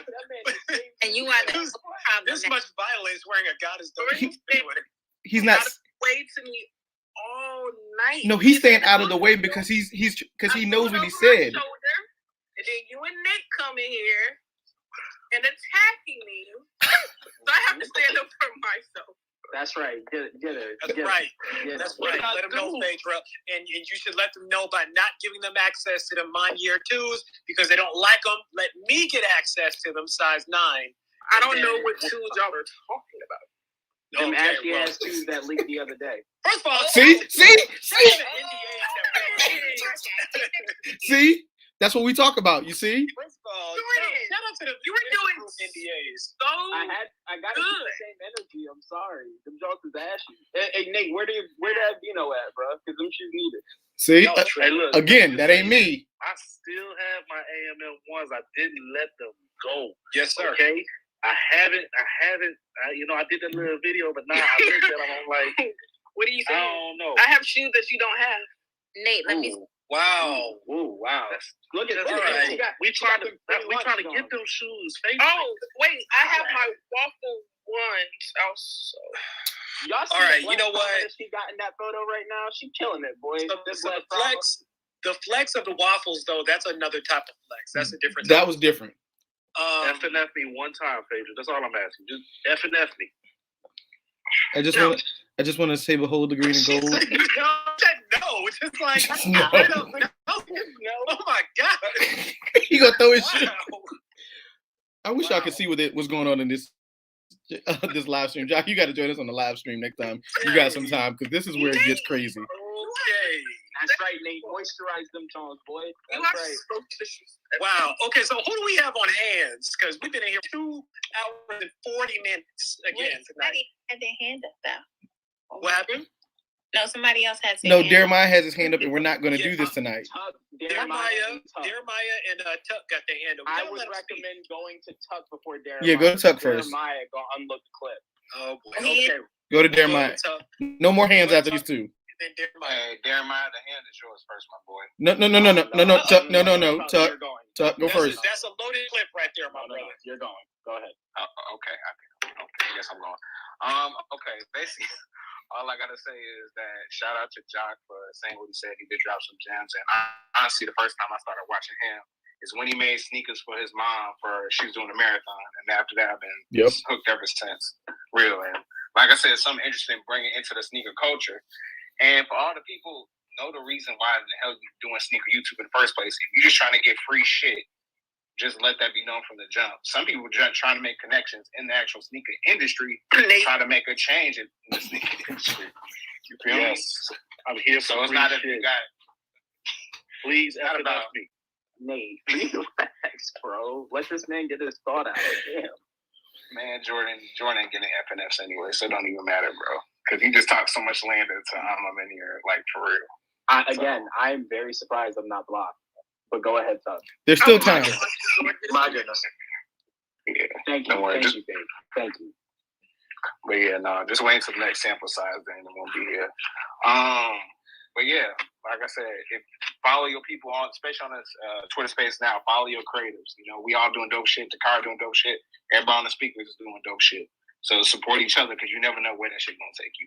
And I'm gonna leave it at that. Super facts. As a matter of fact, everybody who's being creative in this industry, whether it's YouTube, whether it's Instagram, we're gonna use the hashtag sample size. Put your channel up there. Put your Instagram up there. Like, we really have to support each other so that we can all grow. Because, like I said, if I watch your video, that's one more person that watches it. And if it's fire and I repost it, that's 2,000 more people that may watch it. So I think we all need to stick together. We're not all gonna watch YouTube videos, but we can like a post. A bunch of people that I don't know have reshared my my top 5 most comfortable shoes I wore last year that I look and I go, who was this? But I appreciate it because it's content and people are seeing it. So use the hashtag sample size, put your channel, put your Instagram, so we can follow you and see what you're doing. True. Jeremiah, please. What's going on? What's going on, boy? Please, what y'all talking about? Y'all acting like I'm finna say something crazy. What's wrong? Did you forget what you said last time? Last time, hey, listen, hold on, y'all. First off, I told y'all I was on the Jameson. You know what I'm saying? Second off, that red leave button at the top right corner is still there for any one of y'all haters. Oh, but I actually wanted to go up and give some flowers out real quick. Jacques, one of my favorite videos is when you went up and brought shoes over the phone, Foamer Simpson, and he didn't even know about it. One of the dopest videos like I've seen. My man, if y'all not following Legend and what he do, y'all got to go up and check him out. Check him out on YouTube, you know what I'm saying? Check out all the dope content that he do on Twitter, you know what I'm saying? Dude be doing his thing. If y'all haven't seen the pictures that Nate been putting out, dude is a killer. He playing around a little bit right now, so we trying to, you know what I'm saying, do the thing with him, but that man's photo game is top notch. Stop playing with his name. Kari, I got beef with you because you act like you don't know how to go up and take flowers. So you finna go up and take these flowers. If you have not been watching Kari's videos, I'm gonna need y'all to do me a favor. Go click subscribe. Go check his stuff out. It will change your life. Dope videos, dope content. There's been many a times where he made me want to go spin the block on sneakers. I was like, you know what? I don't know if I'm gonna go up and get those. Maybe I'll just leave him alone. Or didn't even know about the shoe. And the story that he put out was better than anything Nike could ever produce. Go ahead, check his videos out. Look at the progression. Look at the glow up. Watch it. Watch him do his thing. Anybody in the room right now that don't like it, that's over there hating, hey man, listen, y'all know what to do. Y'all know what to do. I know y'all really like my guy like that. Y'all, it damn near seems like, you know what I'm saying, you want to go up and kick it, you know what I'm saying, have a bite to eat, you know, have a drink. Stop playing. Stop being a hater. You don't got to be a hater all your life. You can change today. You can make a difference. What? Why does it feel like altar call right now? Stop. Get some help. Get some like Michael Jordan. Come on down, Nick. Stop hating on me. Y'all friends and family, man. Stop hating. Will there be one? He sounded like he was calling him down to the altar. Will there be one to stop being a hater? Will there be one? And if y'all not following me, I just want to let y'all know I get motivational thoughts every morning. I also tell you, do your shit, man. Talk your shit. Keep it moving how you want to. I mean, I'm a motivational speaker. It's www.them-on-my-near-ones-was-the-ashiest-shit.com. See? Oh, See? I'm sorry. See? But for real, everybody on this stage is talented as hell. And y'all need to remember how talented y'all are. And don't ever let anybody deter you from that. That's Kari, Nate, Legend, Jock, Brandon, all y'all are freaking amazing. Why did I just forget your name? Key, especially you. Don't let nobody talk about you. Listen. Let me talk about Key a little bit real quick before we close out. Please do. Jeremiah, thank you for that. And thank you very much for that. But on this forum, we're giving kind of these flowers before we wrap up tonight. Thank you all for joining us tonight, by the way. I'm going to just be real. Wait, Key is saying something's wrong with her thing. Hold on. Oh, Key, wait, what's wrong? You can't hear? Can you No, hear she's trying to get her mic back. Hold on. She got an Android, bro. We need to get an iPhone fund because this is ridiculous. You got to get Key an iPhone. Wait, okay. I see she's coming back up real quick. And then we're gonna end up out of here. But is she back? I don't know what's happening. It's connecting right now. Okay. But she do got an Android, so she got bad reception, probably because it's trying to make it through all them damn shoes. Legend, you can't talk about nothing connected. Signal can't get through. She got too many shoes. Facts. Really? There was a side Legend. Touche. She unloaded the clip. Unloaded. She said she lost it again. It's all love. It's all right, Key. Give her her flowers, Kari. Sorry, Key. Yeah, we should take Phaedra's mic and then give it to Key. Yeah, leave Phaedra alone. She can run it back on the Yeah, she can run it back on a recording. But I'm gonna tell you like this, right? So Key, came across as someone that's really special out here in the game, and she's been overlooked a couple of times. And there was a look. I'm not going to specifically say who it was, but there was an opportunity that could have put her in on that really would have been great, a great opportunity for her, and it didn't happen. And I'm gonna tell you, like, that was one of the dumbest things that I think that one of the dumbest is because the person that the brand ended up going with is terrible. Like, they're awful. And so, I say all that to say, especially for someone like he, like, please keep doing what you're doing because you're growing, right? Obviously, you're growing. Your channels are growing. Your presence is growing, and as a Black woman in the sneaker game, it's especially important to make sure that you continue doing what you do because there's a lot of goofy shit going on out here, and we need more authentic women, like yourself, that are really into sneakers, that really got deep collections, and that really, put these fits together for real. I'd love to see you collaborate with somebody like a Takara, or an Ashley Hall. I'd love to see you collaborate, with some of these other people because let's keep it a buck. Like, I'm gonna keep it a buck with y'all. Like Jacques, I don't know if Jacques is still in here no more. I'm gonna keep it 100. Like, part of the reason why I got where I got was cosigns. Fucking cosigns get you everywhere out here in this game. This is gonna be my final thought of the evening. Who cosigns you matters in this shit. Like, you gotta love to create. I agree 100%. You gotta move with passion. I agree 100%. But them fucking cosigns, that's gonna be, because a lot of people here, it's, sneakers is very no new friends, right? So it's like you have to be trusted out here, and somebody has to vet you, right? So what happens with the gatekeeper conversation a lot of times is that the person who thinks that they need to vet you, that a lot of gatekeepers, they're really not gatekeepers. They just got egos, but they're has-beens. A lot of people that act as gatekeepers, they're not hot like that. They're trying to attach themselves to new talent because they're no longer relevant out here. But the people who really do have the juice in the game, they don't act like that. They want to see people win. They want to have voices up here. And I'm going to tell you, if it wasn't for people like Liz B. Craw giving me a look, if it wasn't for other people, if it wasn't for Jacques giving me a look, Jacques hit me and was like, yo, let's do this thing on Snapchat.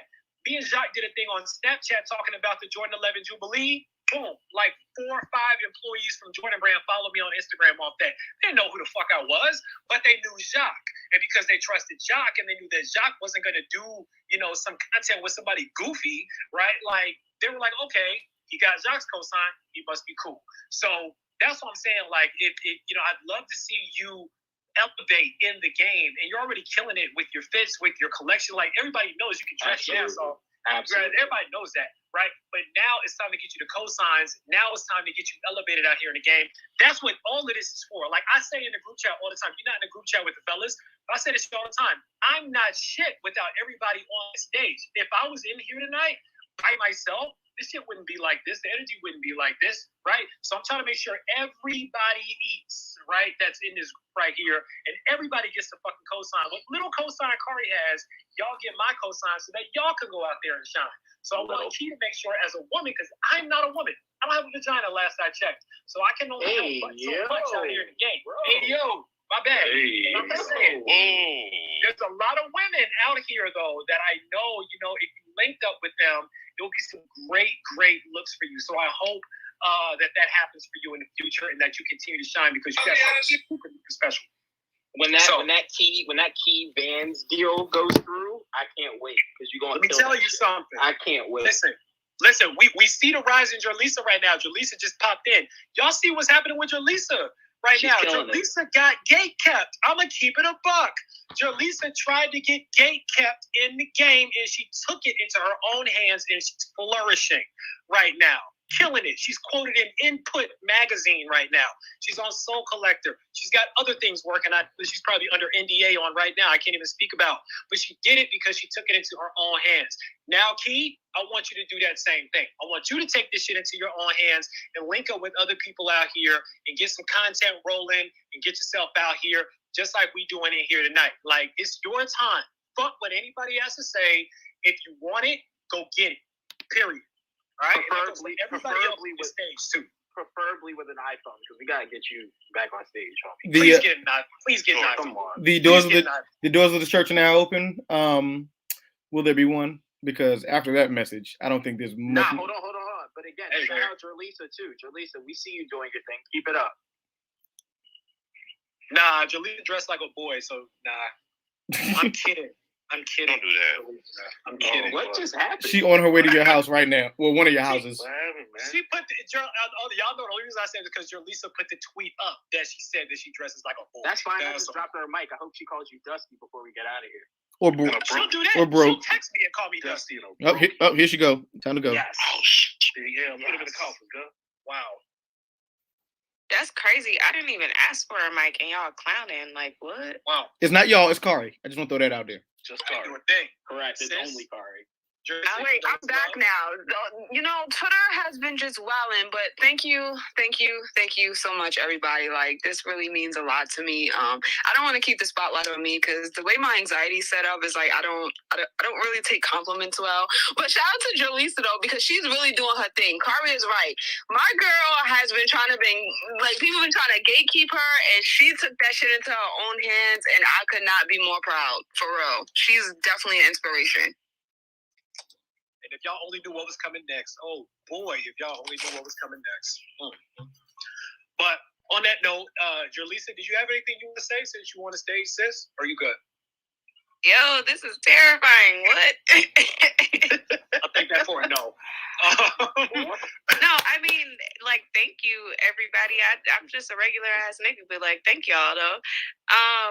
I honestly don't know what I walked into. Everybody was praising Key, and then here we go. I just came up here because Jordan sent a mic, and I was going to agree that, Key, you're amazing, and I would love to see you get out there, talk to, and how's she going to get off the stage? I feel like she did that on purpose. But, her phone's bugging.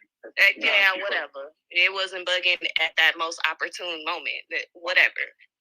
But, yeah, like, I don't know what the conversation was again, but like I said, you're amazing. Everybody wants to see you shine. I for sure do. We want to see you out there. Want to hear you talk about mental health and Black punk rock and all that stuff. And, you know, you just got to get through what you got to get through. So whatever the conversation was, I support you along with everybody else that said that they do.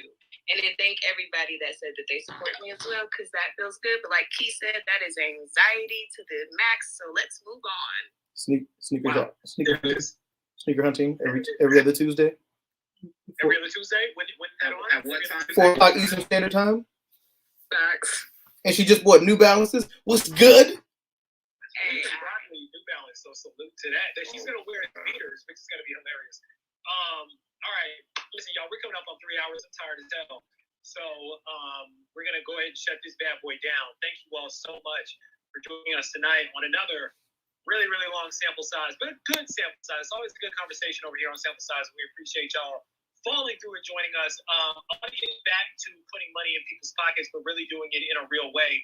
So we talked about StockX NFTs, and we talked about, I was going to do a follow-up on that to dig a little bit into NFTs. I want to get back to NFT. I want to get back to making sure people understand, because you know, again, that's information that they don't really want us to have. And so in here, I want us to have the information that we're not supposed to, so that we can get this bread. I'm also trying to bully Juan Wilson into making his first NFT so we can all buy into that bad boy as well. So that's what I think we're going to pick up next week. And then, of course, we got Soul Retriever coming through very soon. Let's see if we can get them on next week as well. They were in the building tonight. And we got some really good stuff planned with Soul Retriever as well. So a lot of good stuff on the way. And once again, thank you all. This will be available for replay on Twitter and on YouTube, on Legends YouTube. If you guys need that link again, he'll tweet that link out. Any last thoughts from the stage, y'all? Can we get February ladies' night, please? Of course. February ladies' night. Of course. Y'all want another ladies' night? Yeah. I've been telling you, get another ladies' night. They deserve it. They killed that shit. Takara, give me an emoji if you're down for another ladies' night. If you're listening down there. If Takara gives me an emoji, it's a go. Takara's not giving me an emoji. Takara saying no, damn no. That's because she was too busy changing her profile picture right there. She about to update it. Don't worry.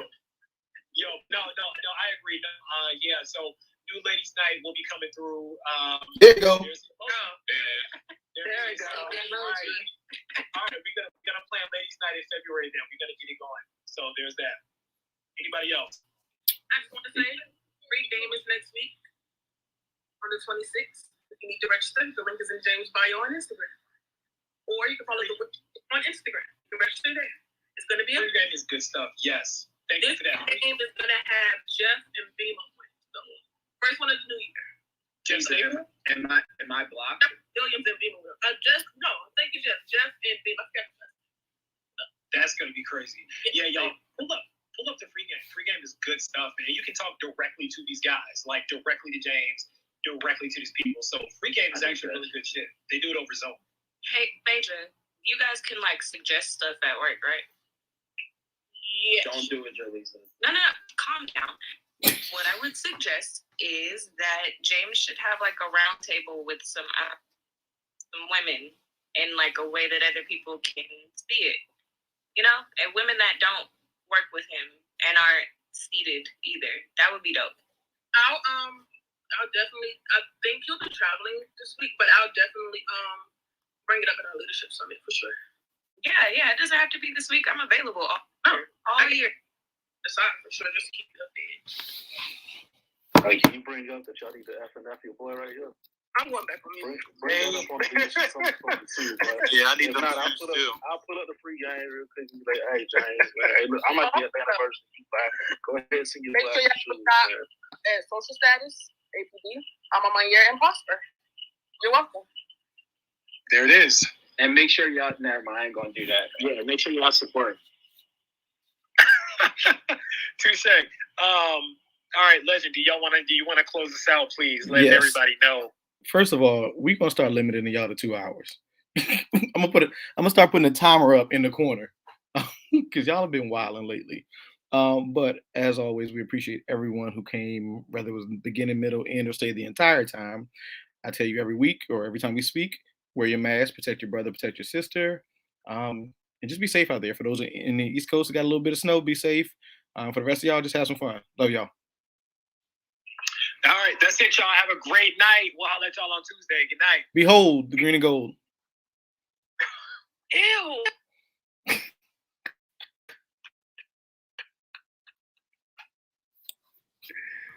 Yep. You're annoying. You said I had to get that one in there real quick, right? You're annoying. Yep. I mean, I'm fine with that. You're after party. After party. Annoying. Did you see how she got the leadership coming on us? She was like, I'll let them know when we're all together in leadership. Yeah, man. Another one in the books. We are y'all are hilarious. Just so y'all know, so we're just kind of on the business end of things. I talked to Risha today. Ain't nobody hear y'all. Y'all can't hear me? Nobody hear you. I can hear you. I can hear you. I can hear you. We are y'all are hilarious. Just so y'all know, so we're just kind of on the business end of things. I talked to Risha today. Ain't nobody hear y'all. What's up with the echo? The echo is crazy. I can hear you. Are you still on Twitter? I can hear y'all. No, that was my fault. We're just kind of on the business end of things. I talked to Risha today. Ain't nobody hear y'all. What's up with the echo? The echo is crazy. I keep replaying. Are you still on Twitter? I keep replaying. What's going on? No, that was my fault. I don't know what's going on here. Y'all can hear me? I can hear you. We can hear you. Yeah, I can hear you. I think that was Legend, it was you the whole time, bud. It wasn't me. I ain't going nowhere. It was you. As soon as you started talking, that shit went away. But I'll tell you something. That means it was Kari then. All right, Avino. All right, can y'all hear me now? Is that better? Yeah. All right, cool. Yeah, so I was talking to Risha. So we're I gotta figure out what to do when Spark is over. When it comes to sample size, right? Like obviously we want to keep it going, but the thing is, so this was birthed from the Twitter Spark program, and the program is already shit. It's already almost over, which is crazy. Like, so it's a 3-month-long program that started at the beginning of December, on December the 1st, and we're already ramping down to the end of January. It only goes to the end of February. So, my question for you guys is, obviously, I think that we enjoy the energy of sample size, but how do you guys feel about us making it once a week instead of twice a week? The only reason why I'm doing it twice a week is because it's a requirement. I have to do 2 spaces a week through Twitter. I still want to keep it going, even if it's not a part of the program. But how do y'all feel about doing it once a week instead of twice a week? I mean, we can do it once a week and run it through your page at that point. It's better than no times. Right. Oh, Yeah. We doing numbers regardless, but I don't even worry about it. Exactly. Yeah, agree. Okay. All right. Yeah. So I'll relay that back. I mean, they may, I don't know what the plan is. I know that Twitter's trying to do some other stuff. I'll also say, I know we're live. We're still on YouTube right now. So I have to be careful about some of the things I say. So what I will also say is that. Hold on. Let me see if I can end the broadcast.